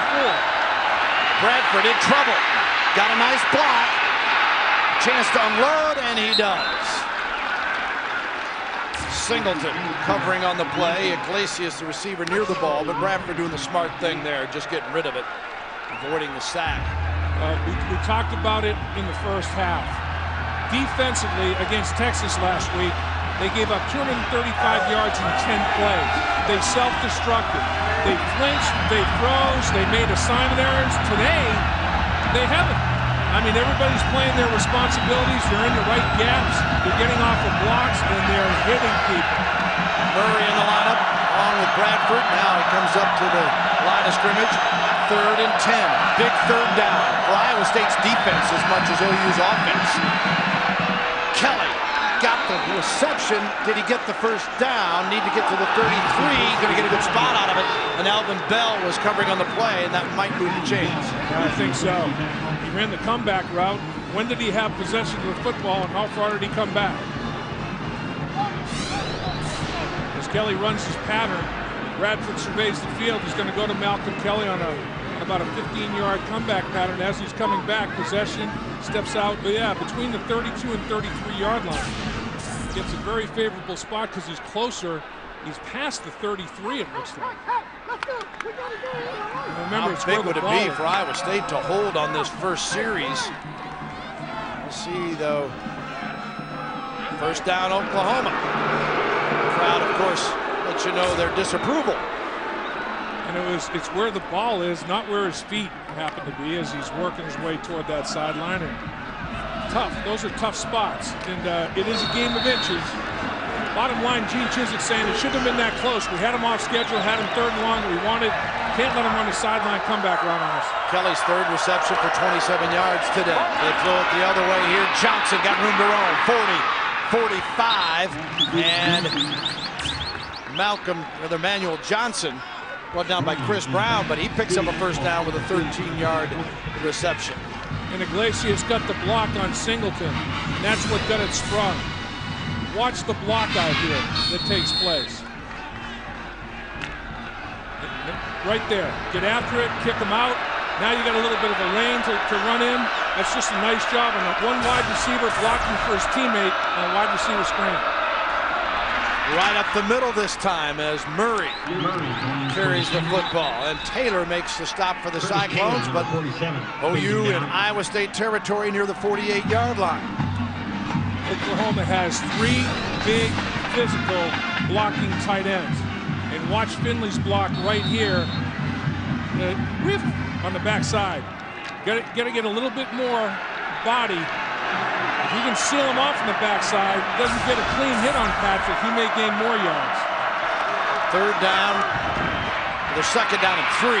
Murray has the first down and then lowers the shoulder with a little power to the 39. Chris Singleton, the tackler, but a first down on a 10-yard tote by DeMarco Murray, redshirt freshman from Las Vegas, Nevada. Okay, Kevin Wilson is saying, all right, let's run the football. You know, let's anchor him a little bit, and Murray is a guy that can turn just a regular play into a big play by making people miss. And Kevin Wilson calling the plays out and doing some good things. Well, they average over 200 yards a game on the ground, but they'll tell you their ground game isn't near what it could be. Murray breaking tackles and then scampers across the 30 down to near the 28, where John Banks gets credit for the stop. When Oklahoma's struggling with the tight end package they have, just bring in a few of those big boys. They have all their tight ends here right now, and they're just saying, okay, we're going to get between the hash marks and get physical with you, try to get a crease and let Murray make people miss. And all that took place. Everybody sustained their block, finished their block. Murray had some room to work with and had a nice run. Murray came in averaging 6.1 a carry, rather 6.3 a carry and 9 touchdowns. Gresham resets on the right, 1st and 10 at the 28.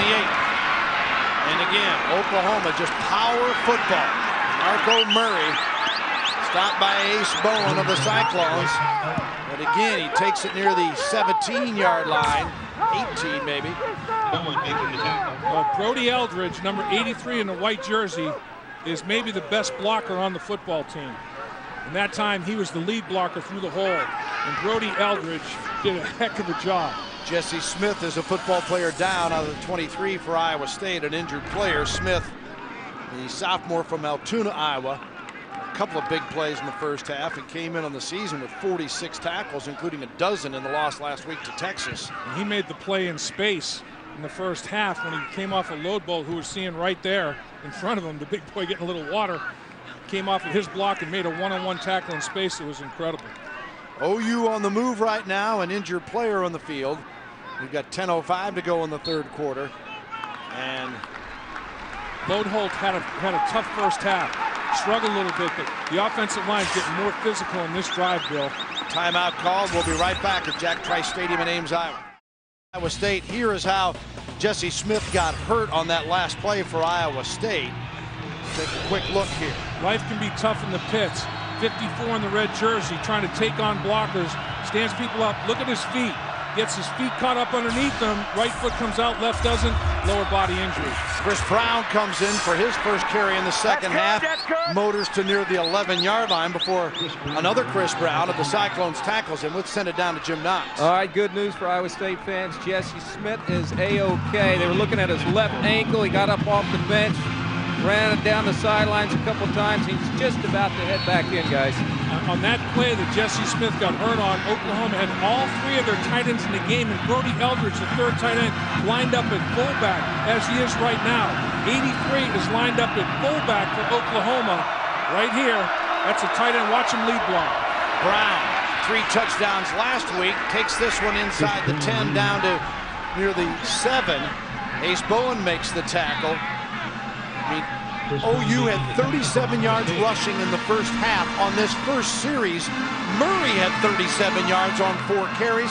Now Brown taking over. And Kevin Wilson, the offensive coordinator, saying, boys, let's get physical, physical. I mean, they're right now in the first half, Iowa State was more physical than Oklahoma. And this drive, Oklahoma is establishing their will at the line of scrimmage a little bit. Brown again in the backfield here. Brown scoots into the end zone and touchdown Oklahoma. Chris Brown, his 4th touchdown of the year and his 4th in 2 weeks after that trifecta against Mizzou last week, in Oklahoma, a PAT from tying it up. And what you have to have is blocking on the backside. Look at the hole, the seam. Watch the backside seal right there, Gresham. Great job of seal blocking and giving a lane, cutback lane. Look at Gresham, seal him off on the backside. The front side washes people away. Backside gets the cutoff block. And everybody says, Lord. Holt says, that's 6.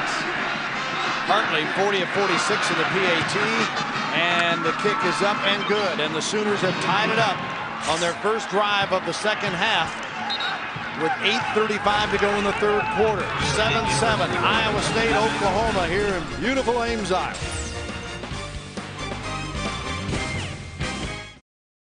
Welcome back, Jack Trice Stadium in Ames, Iowa. Cyclones and Sooners hooked up in a dandy. 7-7, Iowa State and Oklahoma. Chris Brown getting the touchdown a moment ago for Oklahoma to knot it up on Hartley's kick. A Kawasaki scoring drive for Oklahoma. Their opening possession of the second half. 11 plays, 77 yards. And Brown, the 8-yard tote. It required 4:14. And the kickoff for Hartley. Robinson and Sumrall are deep. It goes over their heads. And it'll be 1st and 10 at the 20-yard line. Next week, College Football Saturday returns a triple header from the Pac-10. Starts with College Football Saturday's kickoff show presented by Kyocera. And how about these matchups? Number 14 Southern Cal, 10th rated Oregon, followed by UCLA, Washington State, and then the nightcap, 12th ranked Cal and 8th rated and unbeaten Arizona State.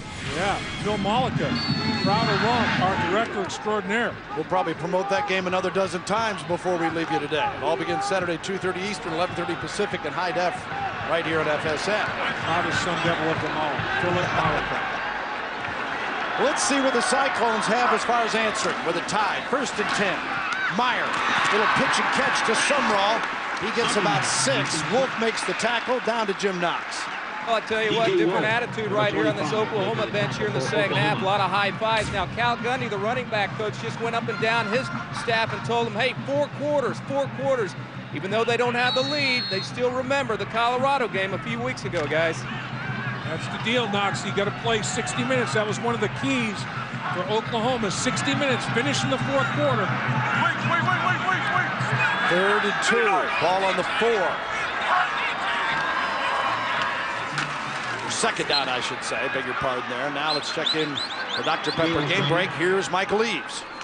All right, guys, thanks a lot. Number 6, South Carolina, also trying to do what Oklahoma's trying to do, rally in the second half. Chris Smelly looking for the end zone, but he's picked off by DJ Moore. South Carolina's trailed this entire game. All time in the series, they lead Vanderbilt 14-2, but right now they trail in the second half by 2 scores. Let's send it back out to you guys.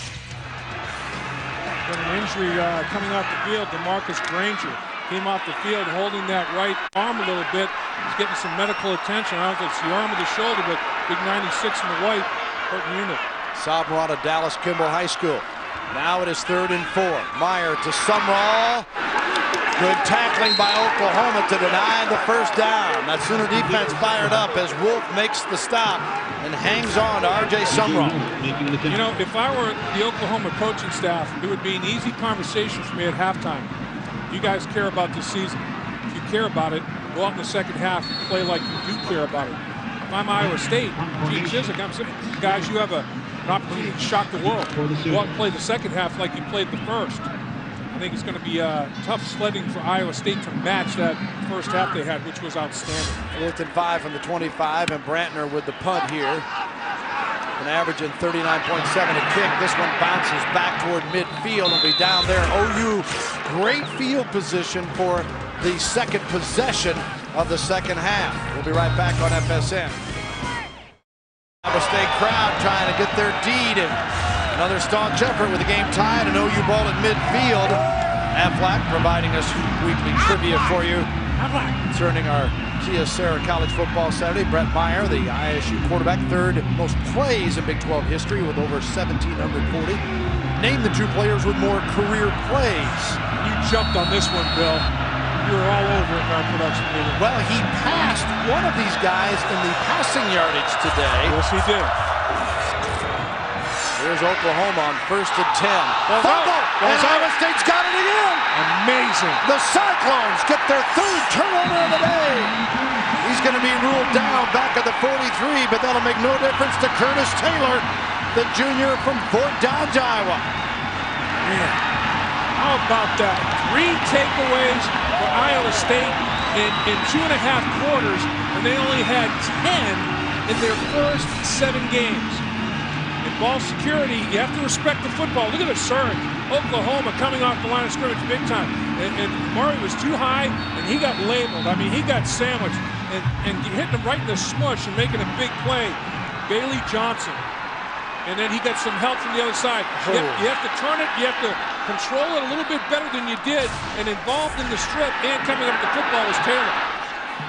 Meyer comes out firing, and it is complete. And it'll be a first down, I believe, as Hamilton, who else today? The Oklahoman, trying to come back and haunt the Sooners. Well, if there's one guy that was ready to play this football game, it's Hamilton. Look at this. He's got a point to prove, stretches out. Ooh, did he get his hands underneath that? Did the ground help him secure that?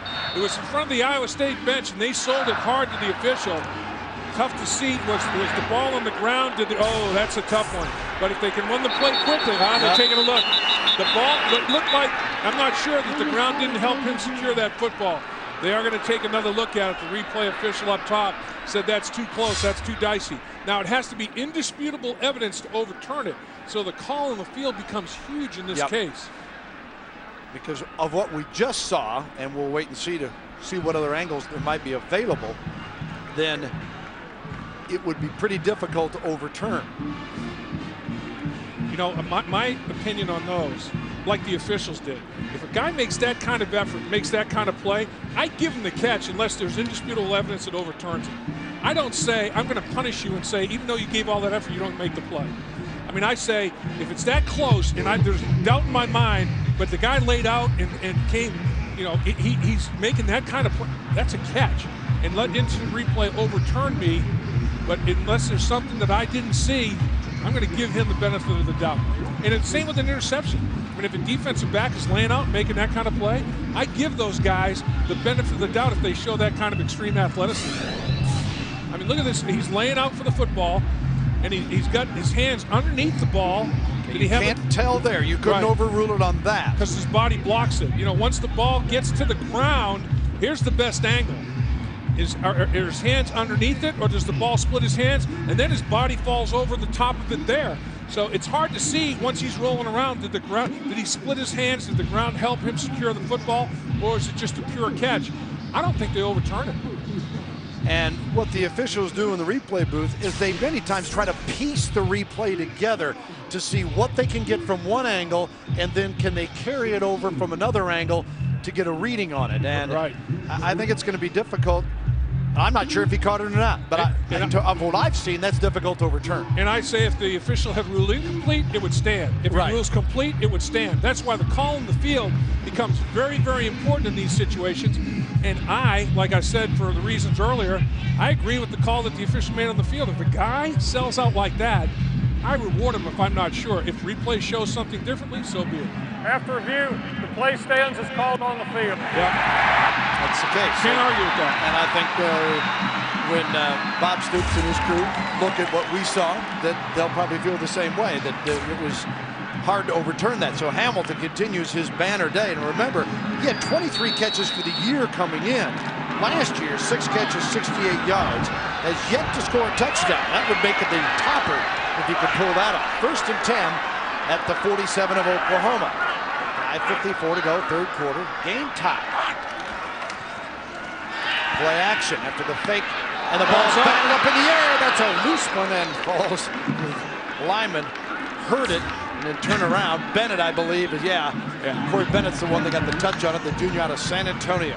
He got the markers on it, and the quarterback hates hearing that thud. You know, he releases the football, and then he hears thud as big Corey Bennett gets the marker up on him.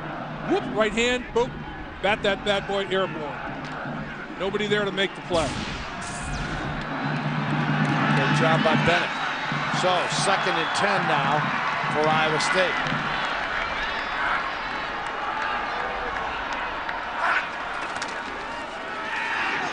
Sumrall looking for a pick. Flag thrown, might have got a hold. They got Hamilton, as he goes across the 40-yard line. Walker was trying to separate from him, and Hamilton had a big old handful of jersey. Holding, 82 on the offense, 10-yard penalty, 2nd down. Oklahoma really struggled on 1st down offensively in the first half. They've done a much better job in the second half. There's the jersey being ripped and stretched a little bit. That's what the hold was all about. And it was right at the point of attack. It's the reason that his teammate could cut up inside. Yesterday when we watched Iowa State work out briefly, we saw a lot of this, though, of quick hit, get rid of the football quickly, try to do anything you can to nullify that defensive front of Oklahoma. Absolutely. When they stayed in the pocket, tried to throw it down the field, Bennett batted it. Get the ball to the edge, in space, quickly, get it out of his hands. 2nd and 16. Meyer to throw here, in trouble, steps up, dives forward, still going to be 3rd and around 10. Baker making the tackle. Lewis Baker, a senior out of Carrollton, Texas for Oklahoma. What I like that Meyer's doing today, Bill, is I thought in the past he's trying to do too much. Trying to make too many reads, do too much. Now he's being very decisive. My 1st or 2nd read's not there. I'm gonna tuck it and get what I can and be very, very decisive in what I'm doing. Go to the next play. Yeah, and I think he's doing a much better job of managing the game this week, obviously, than he did last week against Texas. He's run 5 times for 27 yards. He is 14 of 19 in the air for 110. Thrown again here, and is complete. Sumrall, he broke 1 tackle, but shy of the 1st down marker, as Curtis Lofton again is just a tackling machine for Oklahoma. He had 18 against Missouri, had that fumble recovery for a TD. Well, look at the hustle. Because Wolf, I think, on the edge is the one that misses the tackle. Wolf misses, but look who's hustling inside out to make the play. Are you serious? That's a middle linebacker that runs faster on the football field than he does against the stopwatch.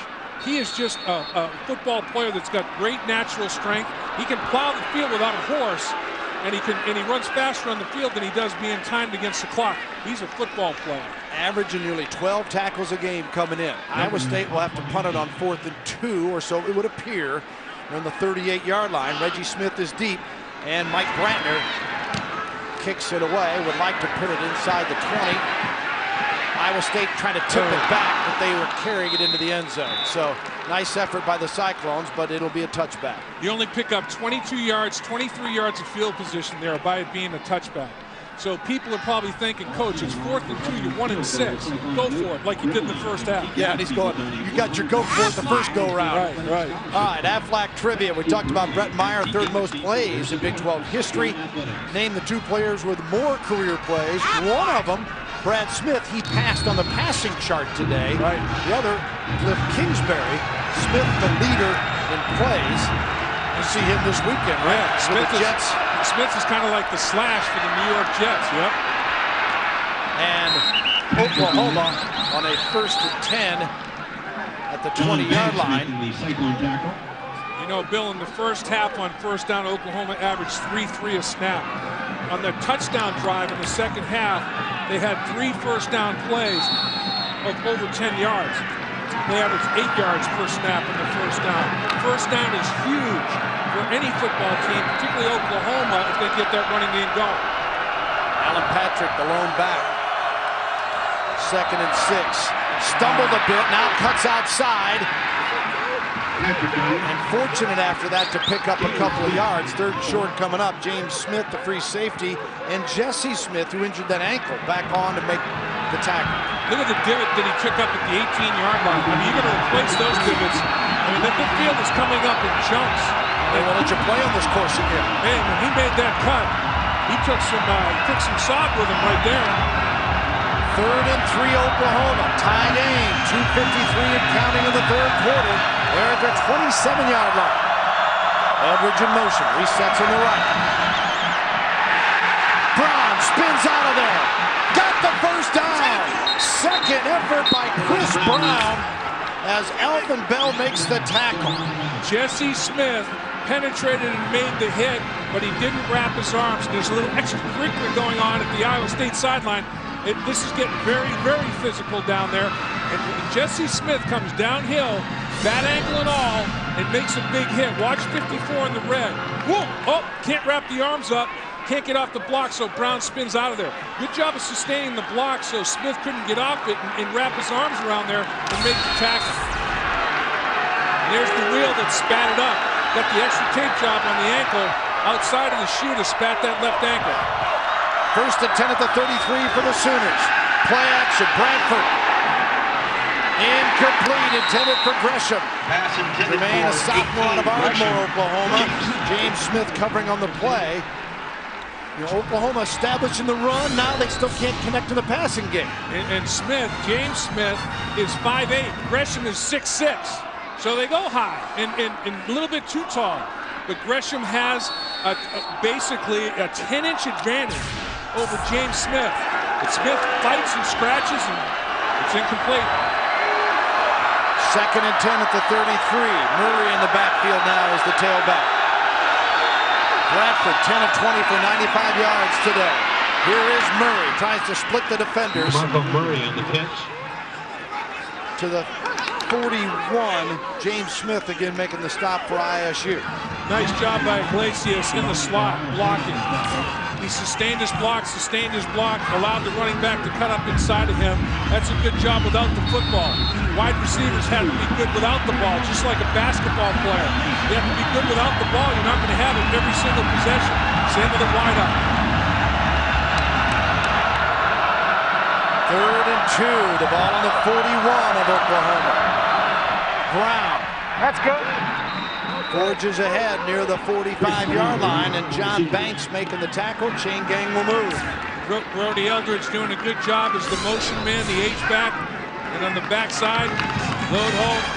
Finley doing a good job, sustain, knocking people off the ball about 5 yards, then pancake and fall on top. You provide the syrup with your body. That's a lot of syrup, 6'8", 350. To look at the difference in these two lines. They'll start to wear him down a little bit, I think, Bill. You know, keep pounding, and will Iowa State be able to hold up in the 4th quarter. Bradford fakes to Brown. Got time. Got a man. Wide open. Iglesias scored off the fingertips. James Smith covering. 3rd time, Bill. 3rd time deep. Can't quite hook up. Underthrow 1 time, overthrow twice. Points again left on the field. And there's a little bit more of a breeze down there blowing than people realize. And Bradford, he has to get rid of it because he's going to get popped as soon as the ball leaves his hand. And the hit was made by Frere. And just a little bit tall, can't make the catch with the one hand. The right hand, Iglesias, just frustrated to death. Great Iglesias coming in today, 7th in the league in receptions, 5th in yardage. Couldn't find the handle there. Would have been a great play. Here is Johnson, flag thrown, and he is near the first down marker. Josh Raven. Curtis Taylor jumped at the line of scrimmage for Iowa State. He was one guy that was moving a little bit. I don't know who they're going to call. He was one that was moving in. Iowa State definitely jumped in the neutral zone. Defense, number 47. Yeah, they got him. Penalty is declined. 3rd down. Yeah, Taylor's the one that was jumpy at right defensive end. You see him down here. Watch him jump right there out of his stance, and he's in the neutral zone, and it gives him a free 5. So another 3rd down as Oklahoma. 1:23 to go in the 3rd quarter. Faces 3rd and 1 for the 47 of Iowa State. 7-7. Iowa State, a Scales 2-yard TD run. Chris Brown, an 8-yard run for Oklahoma score. Brown in the backfield here. Gets the football. Has the first down. So it's Oklahoma eating field, eating clock, and controlling it right now. Fred Guerin makes the tackle. And they're playing big boy football. Oklahoma's utilizing 2 tight ends almost every snap, a lot of times 3 tight ends. And the 3rd tight end, Eldridge, is lining up in fullback side. And now they're just trying to impose their will. You know, they got the size advantage, sustain, finish your block. Don't let them come across your face. That's a nice finish by Lloyd Holt right there, the big fella. Murray comes on in the backfield as they continue to alternate those backs. 1st and 10 at the 45 of Iowa State. Bradford to throw. In trouble. And he is brought down at the 44-yard line. LaShawn Parker, a loss of 11. Remember, Parker had that fumble recovery earlier today. Absolutely. And he got matched up against tight end Brody Eldridge. And Brody Eldridge lost his technique and got beaten inside. And Brody Eldridge is a pretty darn good blocker. They think of him as almost like another tackle. Here he is on the outside. He's got to cut him off to the inside. And he beats him across his face. Tough block with a slide protection. Everything's sliding away from him. And he's a half a man inside. But he's got to take a better step. 2nd and 20. Gresham at the 50. 40. 1st down. And more. Gresham cruises to the 25 of Iowa State. Picks up 30. James Smith the tackle.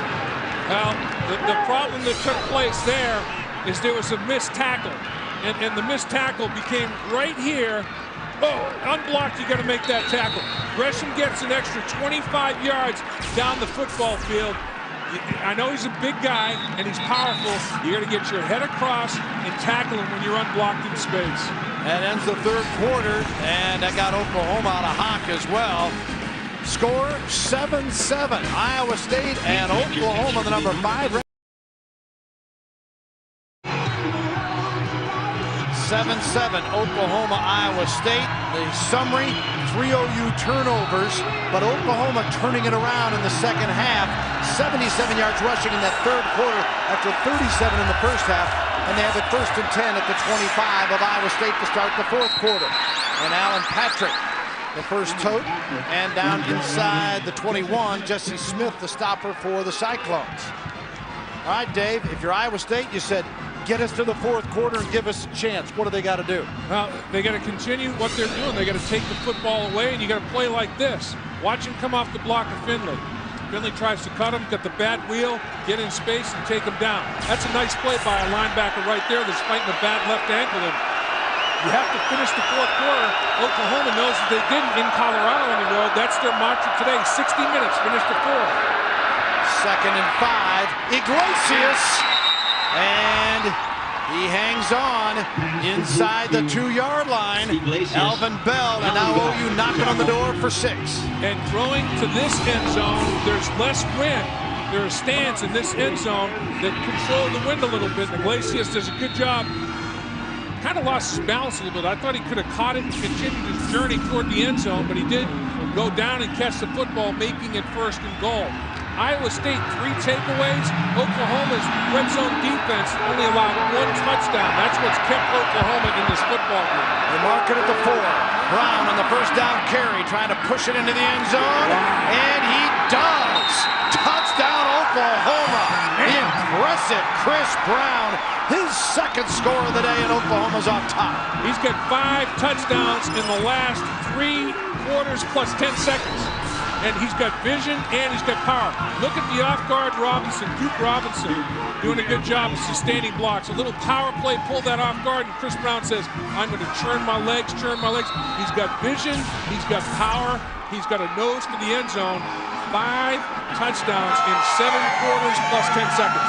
Point after attempt, Garrett Hartley comes on for Oklahoma. Booms it, and it's good. So the Sooners waste little time starting the 4th quarter with a touchdown and have the lead for the first time today, 14-7. Oklahoma has taken the lead here in Ames, Iowa, Jack Trice Stadium, 14-7. It is a dogfight in the Big 12 South. Coming in today, 4 teams tied at 2-1. We're told A&M has an early lead against Nebraska. You see what's remaining, and that right side is really important numbers, Dave. No question, and the 2 toughest schedules remaining, A&M and Oklahoma State. The easiest remaining schedule, today's Oklahoma Sooners. And Oklahoma in the lead here. And the kick return. Robinson across the 25-yard line. And now for Dr. Pepper game break and more on the Texas game, here's Michael Eaves. Yeah, guys, if you remember, number 22 Texas trailed Baylor early in this game, but now they're starting to pull away. Chris Obanaya cuts through the left side into the end zone. Right now, the Longhorns up 17-7 over the Bears in the 3rd quarter. They've won 9 straight against Baylor, trying to make it an even 10 on the road. Guys? So Texas struggling early, now trying to take control as Oklahoma is hoping they're doing here. Pitch out goes to Scales. He's run out of bounds on the Iowa State sideline. We got 13:38 to go. Iowa State had a 7-0 lead at halftime. OU answered on their first possession of the 3rd quarter and then their first possession of the 4th quarter. And now it's up to the Cyclones to see what they can do with it. Texas A&M, Nebraska, a couple of coaches on the hot seat. 9-7 A&M early in that football game. In Lincoln. Lincoln, I've been thinking. They've been changing as well with the new athletic director, Tom Osborne, taking over an interim basis after Steve Peterson let go earlier this week. A lot to talk about in that matchup. Carey goes to about the 29 to Scales, and Lofton making the tackle. First down markers brought to you by Overstock.com. With the convenience of shopping at home, you can save up to 70% on amazing deals from Overstock.com. It's all about the O. And it's all about the T, turnovers. Right there, Iowa State is +3 on the day. Unfortunately, Bill, they've only scored 7 points off the 3 takes. Now on the season, 13 takeaways, a mere 20 points. It has kept them in the game. Can they do something to get back to even it up? Meyer to keep it. And brought down at the 35-yard line. Did his progress taken for a first down? The spot very important as Lofton makes the tackle. Who else, right? Averaging just under 12 a game, 4th in the nation coming in today. Lofton is a playmaker.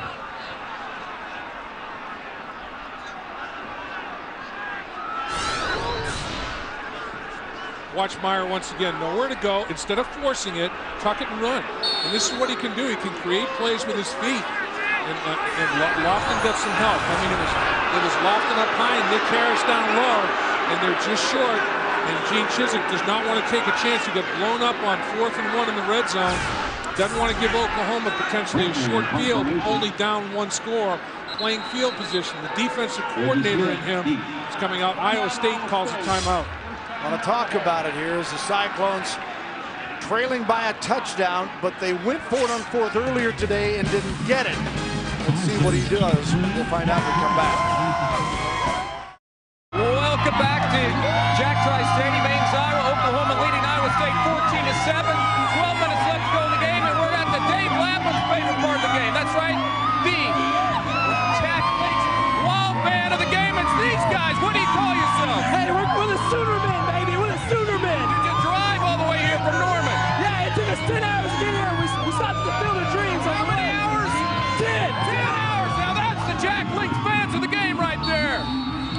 fans, Noxie.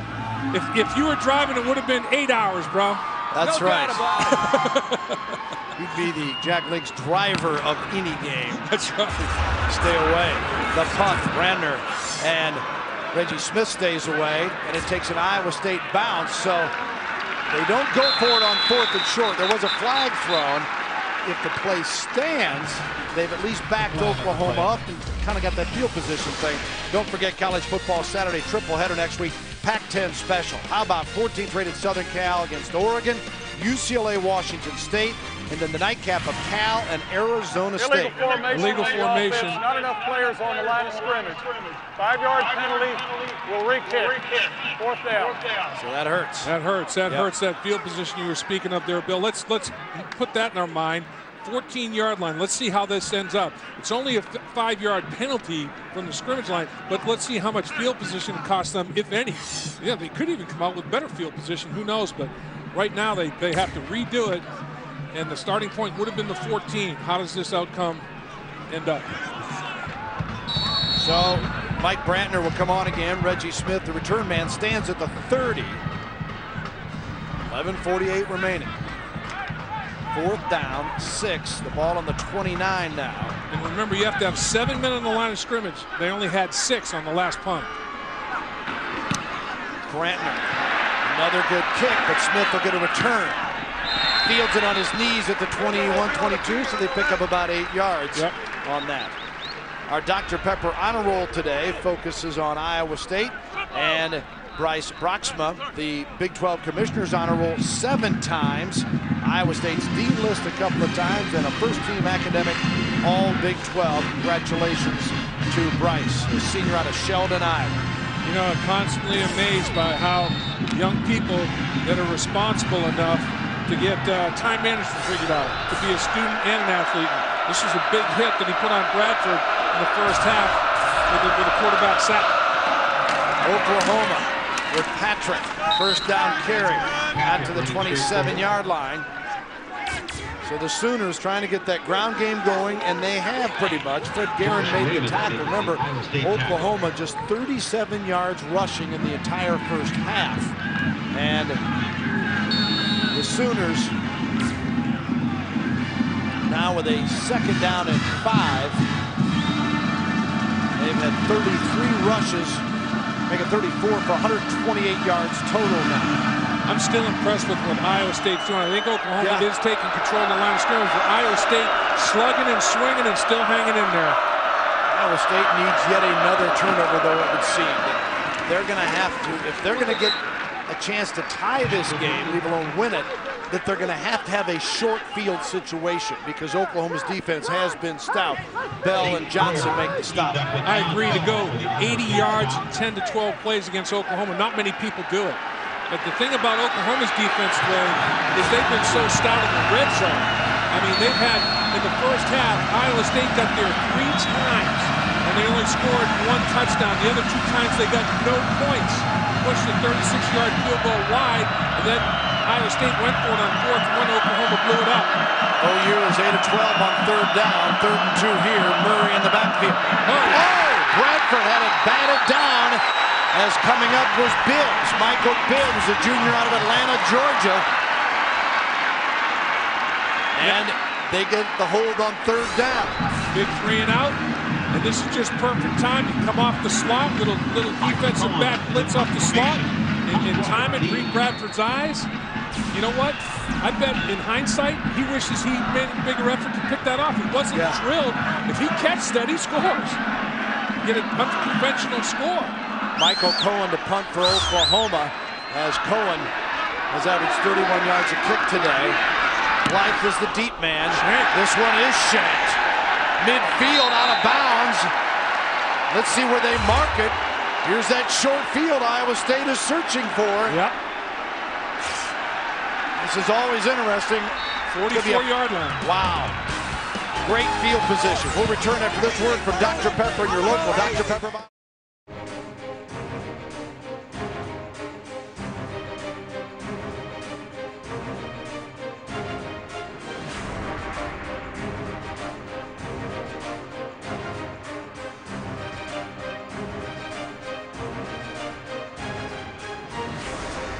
It has been hard-hitting, smash-mouth football, and Iowa State getting great field position after the poor punt by Oklahoma. Comes out firing to Hamilton, but he's ruled out of bounds, or is he? Oklahoma's begging for it. Saying No, catch. it's a catch, and Marquise Hamilton gets credit for the reception and a first down. Let's see where they spotted at the 30 day. Yeah, let's see the catch. And did he get 1 foot in bounds before the other was out of bounds?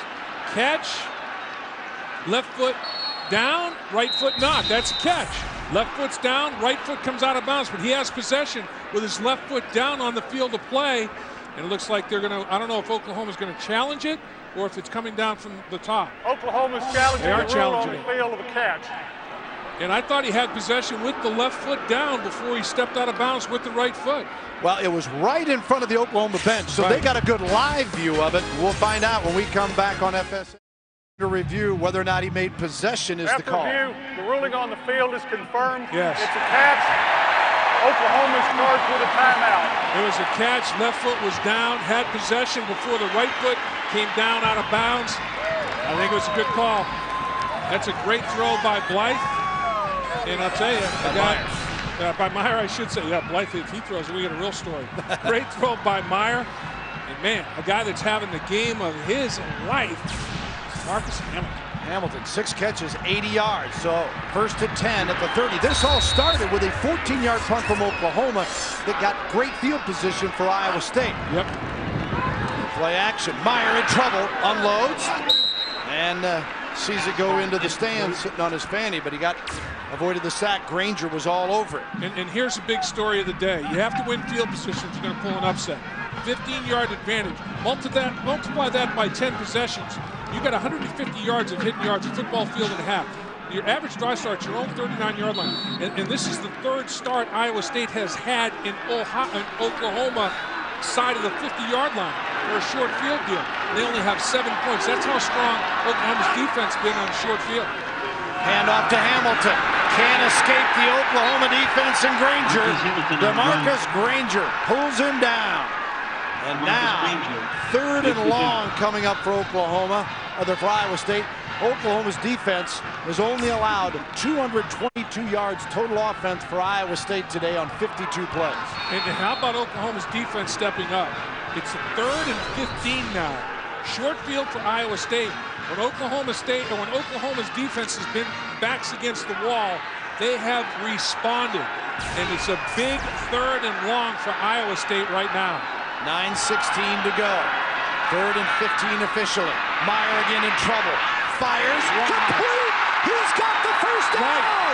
It is Blythe still on his feet. And they finally blow the whistle.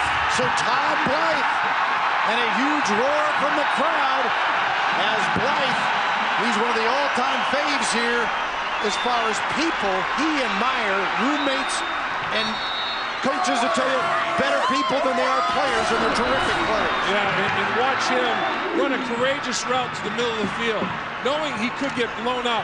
That ball is perfect, though. It's just fit right in there perfectly between corner and safety. The Roomies connect, and it's a 1st and 10 at the 17. Not much going there, on down to the 15. As Scales stopped by Lewis Baker. That was 3rd and 15 and a strike by Brett Meyer between Lendy Holmes and DJ Wolf. I mean, that was a very courageous route by Blythe between 2 good defensive backs that can react to the football. And Meyer threw a fastball right down the heart of the plate. Steve Wright.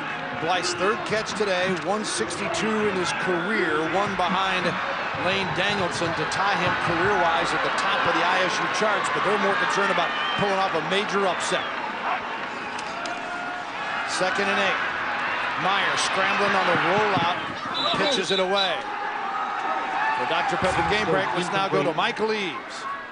All right, guys, number 6 South Carolina is playing from behind all day against Vandy. 2 minutes to go, 4th down deep in their own territory. Spurrier says we got to go for it. Smelly overthrows his receiver. Vanderbilt wins it in Columbia, 17-6. The second team in the BCS top 6, guys, this weekend to lose. Man, the beat goes on, Mike. Yeah. Unbelievable. College football is just impossible. impossible to predict. Impossible. Absolutely crazy, and don't we love it? Yeah. 3rd down and 8. Every week is Cyclone an fans adventure. trying to urge their team to pull off one here. Huge call on 3rd. Meyer gonna keep. Squirts forward.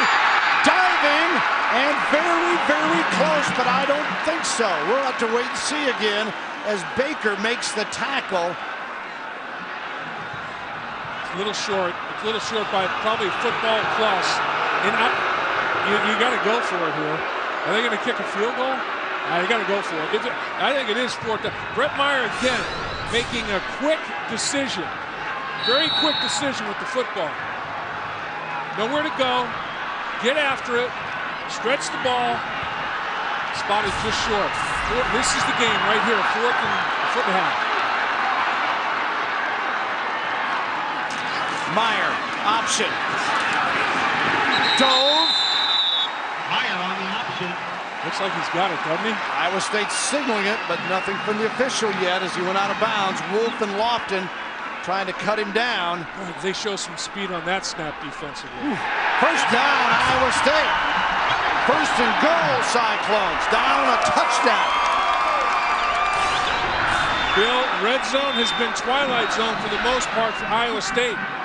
Nice job by Brett Meyer stretching his big body out as far as he possibly could to generate that 1st down. You know, if Meyer were an inch shorter than 6'3", might have been a problem. Gene Chizik in his 1st year here. Oh, what he'd give for a win today. Meyer in the end zone. Incomplete, intended for Sumrall. ISU fans wanting the flag. Harris covering for Oklahoma. 5 on 5. Harris and Sumrall. There's a little chicken fighting going on, a little hand fighting, but no advantage in the official's opinion to either player. You got to figure at some point in this sequence, this ball's high anyway, you got to figure that Todd Blythe from the left hash mark put him out right, and that fade that we were talking about. Worst case scenario, they take a safety out of the box to double Blythe, and they can run the football a little bit more easily between the tackles. He's on the bottom of the screen, one-on-one. Right here is Blythe. Meyer across the middle, ball's tipped. Oh! Intercepted Oklahoma. The Sooners pick it off in the end zone. DJ Wolf, his 4th interception of the year, and Lofton, I believe, got the deflection. So Oklahoma dodging a huge bullet. And red zone defense continues to be the story of the day. Oklahoma refusing to lose in the red zone. They bent, but didn't break. One time Ohio State was able to score. The rest of the times on 4 downs, Oklahoma stops them, a missed field goal, and now an interception, their first takeaway of the game. And it's tipped by Wolf, and then he stays with it. He tips it to himself. Outstanding play. That is not the goal line, by the way. That was the Iowa State logo. And smart move to not try to bring it up. 1st and 10 at the 20, and Bradford got one-on-one coverage, also got room to roam to Kelly, and Kelly makes the grab near the 35-yard line. Chris Singleton covering on the play. And does Iowa State have another stop in them, Dave? I'll tell you, that's right now, you're crestfallen. You know, your heart has sunk. And defensively, you have to gather yourself, because offensively, you had your opportunity, and Gene Chizik told Noxie as he was going in at halftime, we're awful in the red zone, meaning their performance in the 1st half. It continued into the 2nd half, and that's been the story of the game right now, not being opportunistic enough in the red zone. And Oklahoma going for the throat now. Patrick muscles his way to just shy of the 40-yard line. Rashawn Parker makes the tackle. He got 6:39 to go. Iowa State down a touchdown, and Oklahoma would love to have a time-consuming drive. Wolf has got great ball skills. He was an offensive player, running back, wide receiver.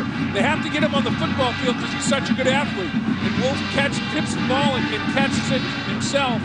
And he is a heck of a football player. They moved him. He played some corners, played some safeties, played some wideouts, played some running back. Very gifted athlete, makes a big, big play in the end zone. 2nd down and 4.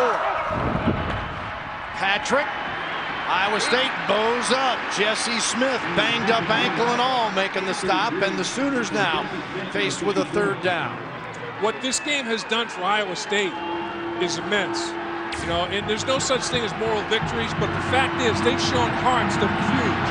Iowa State has gone toe-to-toe in a slugfest with the #5 ranked BCS team, and it's not given an inch. I mean, they are battling tooth and nail every single snap. That's something that you can build on. You look for small victories when you're trying to get things turned around. This isn't a small one. This is big in terms of the intangibles that you're trying to get established. They try to come up with one more big stop here. Brown in the backfield. 3rd and 2. Play action to Brown. Bradford. Got it off, complete, first down, Oklahoma. They have a hold on Oklahoma that's going to nullify. Personal foul, roughing the quarterback. No hold, roughing Bradford. Late hit. 15 yards to first down. Eldridge, the receiver. Taylor commits the foul. Taylor, excited, thinking I have a shot. Oh, he hits. He just basically puts his hand on top of his helmet, and they call him for hitting the quarterback in the head. That is ticky-tack. I mean, that's not called in Powder Puff. I mean, this is football. This isn't Powder Puff. It's been so physical all day. You hate to see it. By rule, it is by rule. But in this kind of a game, you let them go.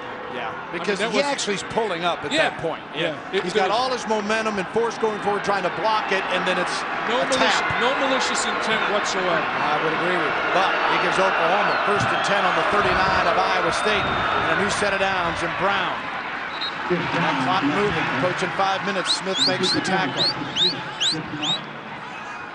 We're going to go back here a moment, Dave, and take a look again. Iowa State on that interception. We talked about Todd Blythe. Take a look at his coverage. Yeah, he's in the bottom, the short side of the field, one-on-one coverage. He gets inside. He gets inside of Reggie Smith on the post, and they don't go to him. And you know, Todd Blythe, he's figuring there was somebody way underneath, and they might have seen, coverage rolled his way, so they go elsewhere. DJ Wolf makes him pay, though, for going elsewhere with a huge interception. And understand, we have perfect vision up here 5 minutes later with replay. Hindsight's always 20/20. Oklahoma trying to sew up a hard-earned win, and Taylor makes the tackle again here on DeMarco Murray, the ball carrier. Sooners up 14-7. Trying to lock it up. First down marker brought to you by Overstock.com.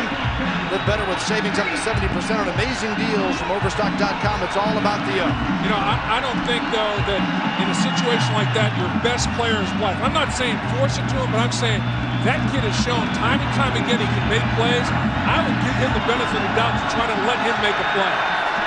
Yeah, if you get picked there, you can say, all right, you better pick. Yeah. 3rd and 4, and Iowa State again being strong. Jesse Smith leading the way in there on DeMarco Murray again. Coming downhill, Jesse Smith showing heart, man. He's got the bad wheel. He's got it spatted up. And he went into the pit and had a little tire change, and they retreaded it.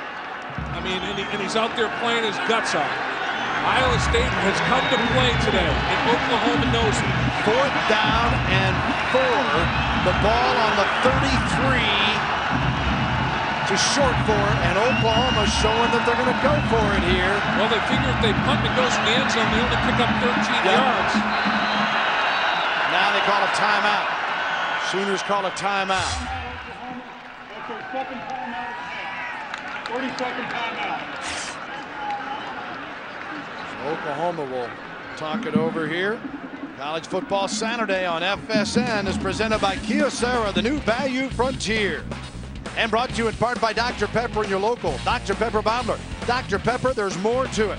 By American Airlines, we know why you fly, we're American Airlines. And the first down marker is brought to you by Overstock.com. Your entire order ships for just $2.95 at Overstock.com. Live better with Overstock.com. It's all about the O.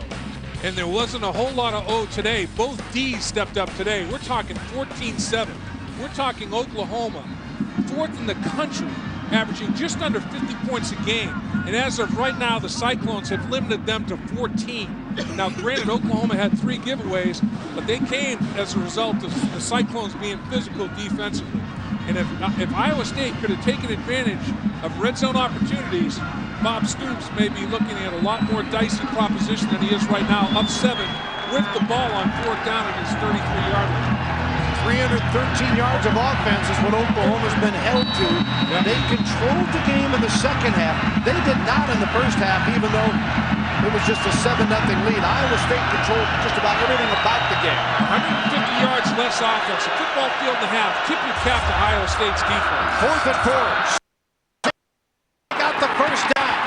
The completion to Gresham, and that just might seal it. 2:57 to go, and Bibbs making the tackle. And Bibbs said Gresham pushed off. Bibbs the linebacker. Gresham too big and too fast for linebacker. Gresham 6'6", Bibbs 6'2".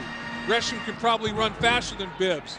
And when he sees Gresham with separation, Bradford's eyes got big and said, I can't miss that target. And I know one bounced off his shoulder pads and ended up in an interception, but I know he's got good hands. 7 different receivers for Bradford at quarterbacking today. Bradford 16 of 28 for 183 yards. Brown covering up with that football. Chris Brown, number 29. They'll force Iowa State to use some timeouts here in just a moment. Cyclones have 2 remaining, OU with just 1. And you know, Ataba Rubin making the tackle. Oklahoma came in, Bill, saying, all we want to do is win this game. I mean, they seem to know something. You know, it's like, all we want to do is go on the road and win this football game. Forget about any kind of point spread or easy victory, name our own score. Forget that bunk. They had an idea after Texas embarrassed Iowa State at home last week. Iowa State would pull their necks, and they did pull it. Yeah, and Oklahoma, you look at their schedule, they road, if you will. They won at Tulsa in state, in Dallas, not the true road, and then they lost at Colorado. So they're just looking for a true road win of any kind. Yes, they'd like it to be more impressive, but anymore, you just take the W and get out of town. Rubin making the stop here. Timeout Iowa State. They got 1 left. And the upcoming games for the Sooners, back home in Norman for Texas A&M and Baylor, and then at Texas Tech before the Bedlam battle against Oklahoma State. There was a penalty on the play, illegal crackback block, number 18 on the offense. That's a 15-yard penalty.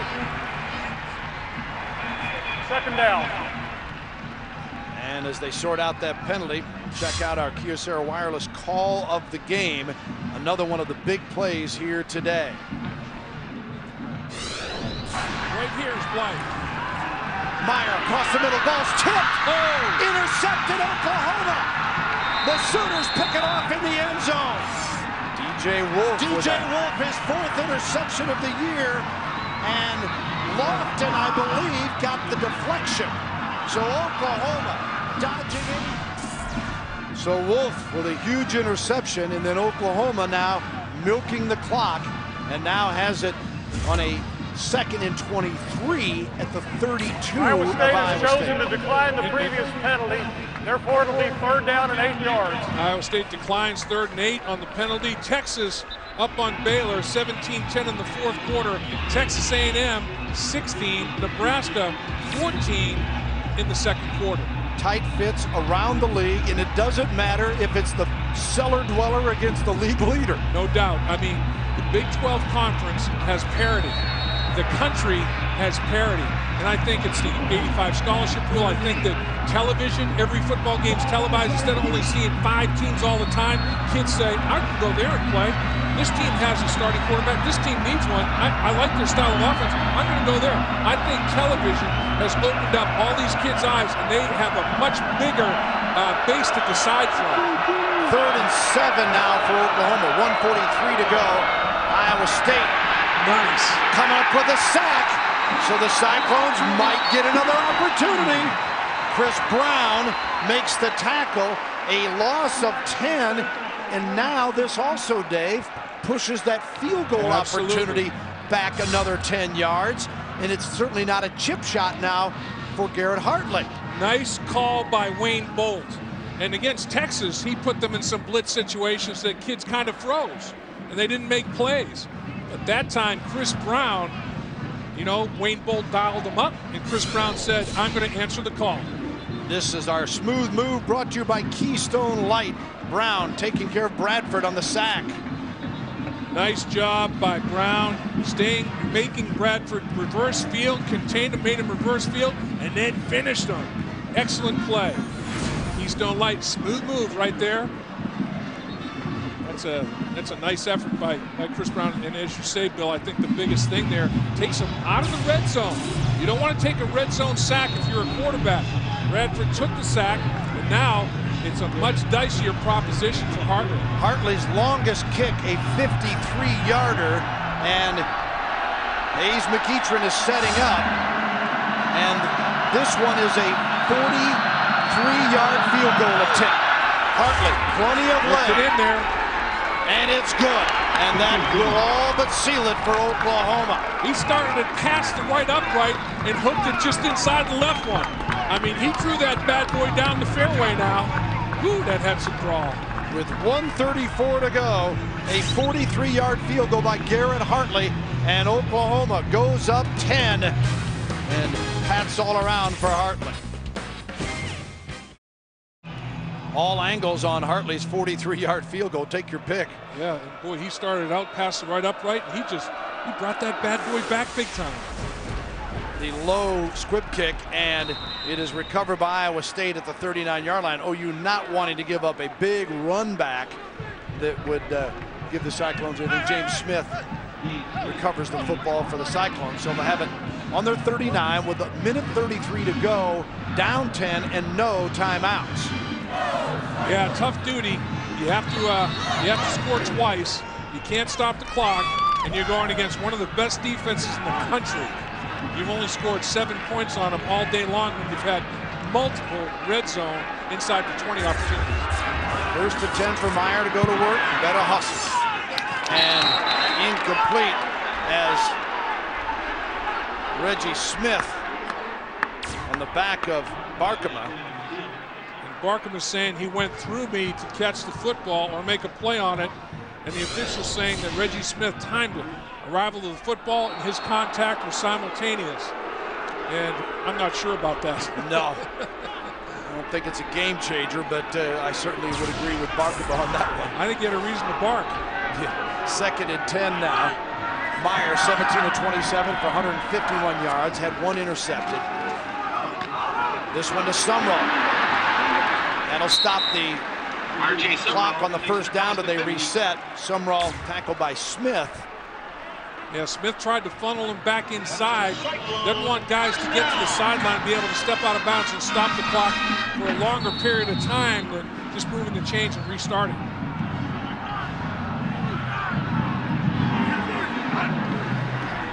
First and 10 at the 46, across the middle. Hamilton short of the first down, so the clock keeps moving, and Iowa State has to hustle. Wolf made the tackle, Marquise Hamilton. And he spikes it to stop it with 59 seconds to go. Now, in this situation, Brent Venables has a nice deal where he can rush 4 and drop 7, and Gene Chizik knows it. He knows that Oklahoma's not going to blitz. He knows they're going to drop 7 into coverage, maybe sometimes 8 and rush 3. So the windows are going to be very tight, and as they approach the red zone, the windows get tighter. And that's where Iowa State has struggled, as we just saw by that interception Wolf had. When athletic players have less ground they have to cover, they become a bigger factor. Third and 2, that's not the big deal. 59 seconds to go is from the 38 of Oklahoma. Meyer slings it blind. Wow, almost. 15, DJ Wolf covering on the play. Well, that was courage there. Go up, expose your body, almost pull it in with the left hand. White has got some guts, and he's got some ability. And he knows he could take a lick here. He goes airborne, one hand, not quite. That would have tied Lane Danielson's record for receptions in a career at Iowa State. 4th and 2.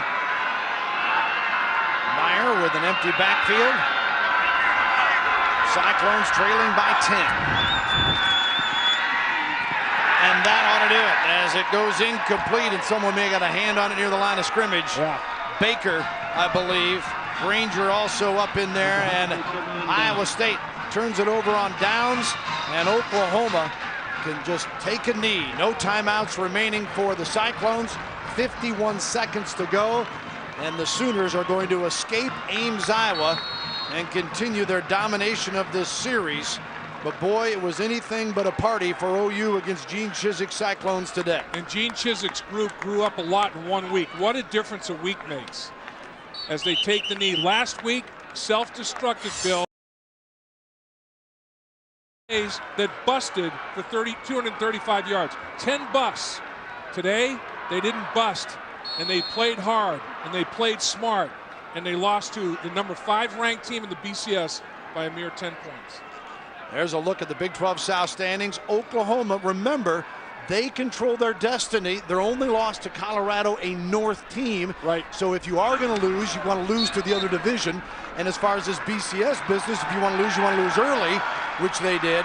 But this will hurt them on style points around the country. Yeah, there's no doubt. Remember, they have the tiebreaker against Texas because they beat them head-to-head. Right. So, you know, they have a major lead on Texas. Gene Chizik, Bob Stoops, a lot of respect there. Of course, Gene Chizik, defensive coordinator for Texas when they won the national championship and competed against Bob Stoops. And healthy dose of respect. He knows what Oklahoma has for a talent pool, and he should be proud. Like I said, there's no such thing as a moral victory if you're a football player. But his football team stepped up and played so much better than they did the week before. If they play with that kind of intensity and effort the rest of the way, and they've got an off week next week, then they play A&M, Baylor, Texas Tech, and Oklahoma State. I'm sorry, that's Oklahoma's schedule, but they're off. They have Missouri and then Kansas State, Colorado. They'll get a win somewhere if they play with that kind of effort. Absolutely. Let's send it down to Jim Knox with Bob Stoops. All right, thank you, Bill. Coach, congratulations. I guess it was a heck of a halftime talk. You guys in the first half a little sloppy, but in the second half you got that offense going a little bit. Well, we got the running game going. We still had, some deep opportunities, guys behind them wide open, and the wind just kind of carried it a little bit. We couldn't execute that. And then the turnovers just bury it. Fortunately, we got one here at the end. Defense came up big. Talking about that turnover, DJ Wolf, he had a nice reflection and then also intercepted the pass. He made some really nice plays. That interception, Curtis Lofton tipped it to him, was a big play in the game. What does this say about your club, Coach? Because you did come into a hostile environment, a team that you could take lightly. Sam Bradford came out a little high, a little low, but yet you guys are pulling out. That's a sign of a good team right there. Well, we hung in there and played well in the fourth quarter to make the plays. It shows some character. Still, I feel there's some things we got to keep getting better at. We will, but I like the character course in the fourth quarter and the second half. All right, Coach. Thanks for the time. Congratulations again, Bill.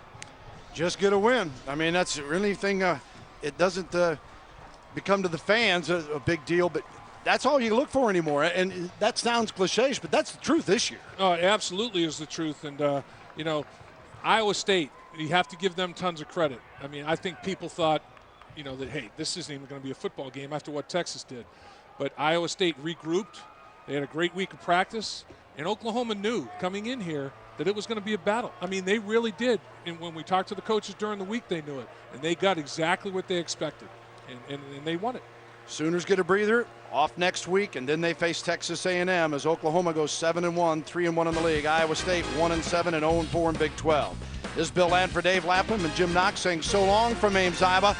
Iowa State falls to the Sooners. Oklahoma wins at 17-7. Remember to join us next week for a Pac-10 tripleheader. Number 14, Southern Cal. Number 10, Oregon. Then UCLA, Washington State, followed by 12th-rated Cal and number 8, Arizona State. It all begins with College Football Saturday Kickoff presented by Kyocera, 12:30 Eastern, 9:30 Pacific. Been watching Big 12 football presented by Kyocera on F.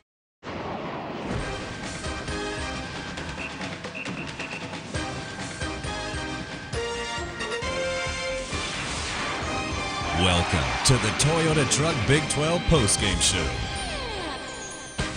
Hi there, welcome into the FSN studios. John Radigan here with Pat Jones and Jackie Sherrill. This is the Toyota Truck Big 12 postgame show. The band is back together again before this season is all said and done. It may go down as one of the strangest years in college football history.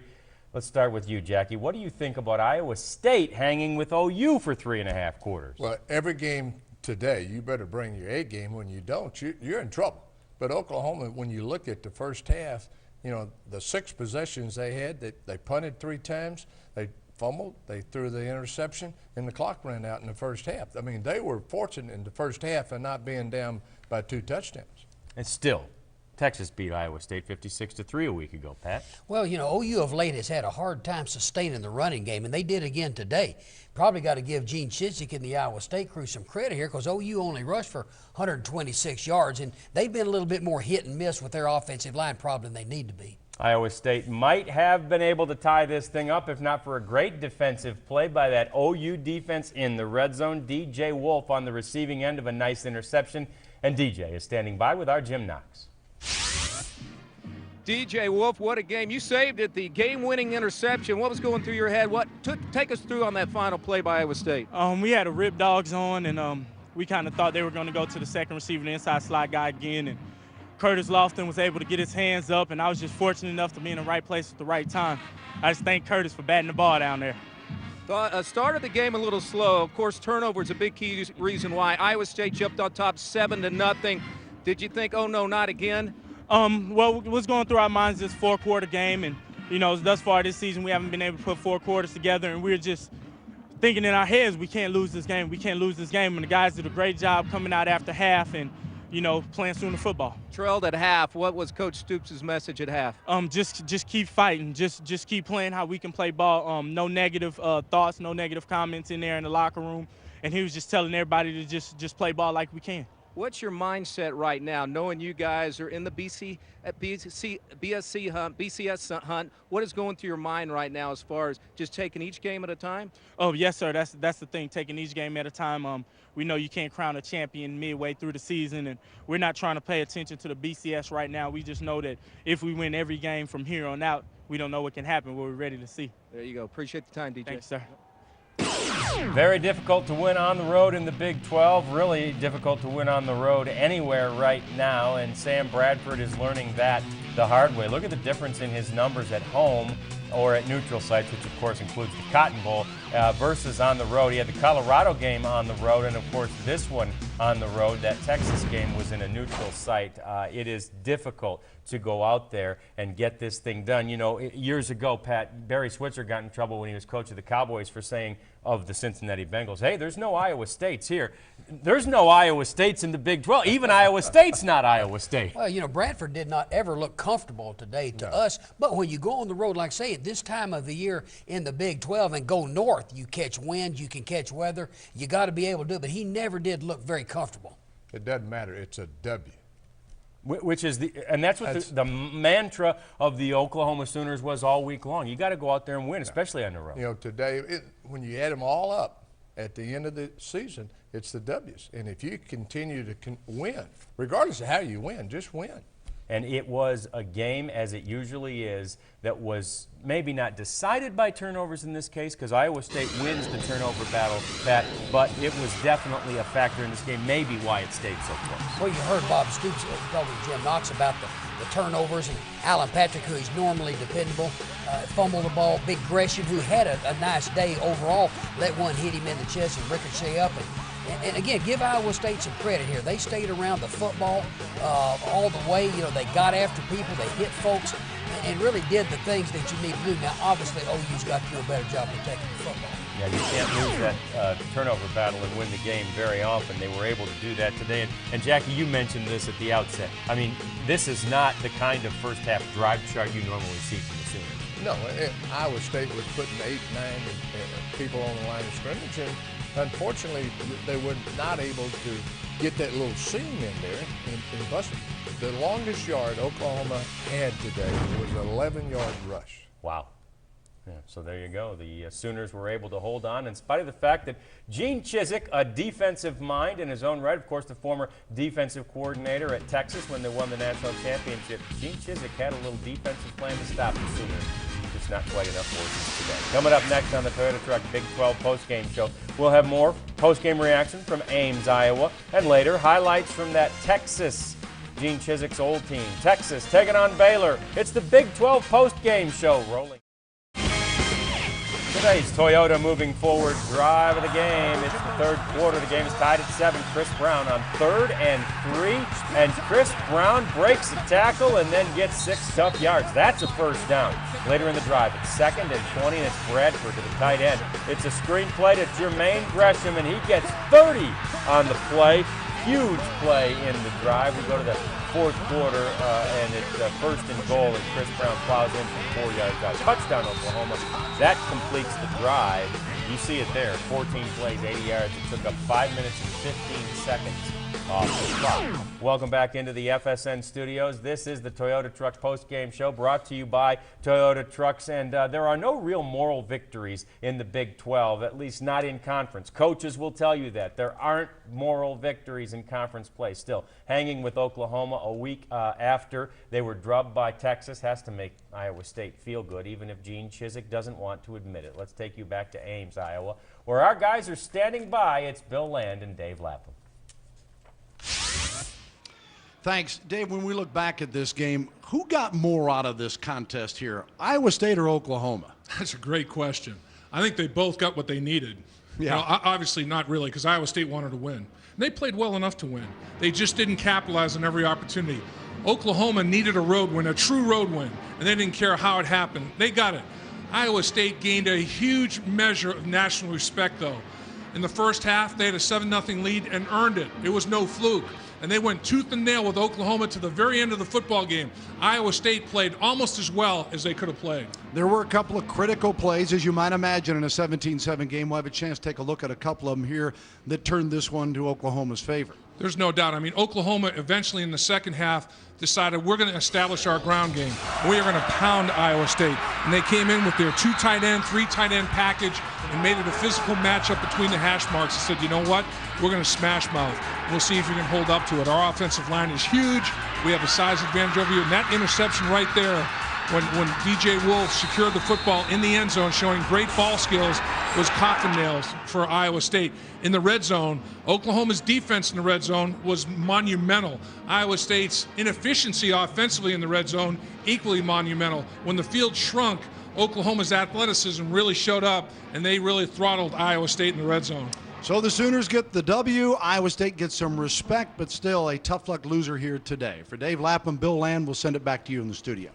All right, guys, thanks much. And it plays right into our moral victory mantra here, Coach. Is there a moral victory even for Iowa State here? Well, when Iowa State got, like you said earlier, they got drilled pretty good by Texas last week. Now, all coaches are going to say, yes, we wanted to win the ball game, which obviously do. When you're developing a program, though, they made a step today. Iowa State did in credibility, and like Dave said, nationally, you know, it appears pretty good. And doggone Chizik and them, you got to give them credit. Sure, they're disappointed, but you got to give them some credit. Well, and they got to feel like maybe this helps the kids believe. Look, what we're teaching you is the right thing, and the proof is it worked against Oklahoma this week. Well, John, you saw some players today play really hard. You saw some linebackers make play after play. You saw some defensive linemen. So when they watch the film, and when they will see themselves playing better. And that gives them confidence. They will also cringe when they watch the film because of some missed opportunities through this game. Well, yeah, both things. You know, here we're going to see the missed field goal early on. This is going to put them up by 10. And they've got all the momentum, could have gained a bit more. That was big. This is the 4th and short yardage call here. And, you know, you can debate this one a couple of different ways. I mean, well, I know you're right. You kick it and you're up by 10. Yeah. This is the interception here in the end zone. This ball got tipped. Now, I think on the same hand, John, you can look at it as a missed opportunity by Iowa State. But Curtis Lofton, Austin English, Granger, Wolf, and these OU kids defensively bowed up pretty good when they had to. So, yes, missed opportunities, but give OU defense credit. Boy, that's a heck of a catch by Wolf. He actually tipped it a second time and had to go back and get it. It could well have been caught by a Cyclone there. You don't want to debate that. On that 4th and short, you go for that in your mind every time. You're 7 up. You're going to go in halftime 14-10. I'm going to take 10 because now the chance of making it, you didn't make the 3rd and 1. What made you think that you can make the 4th and 1?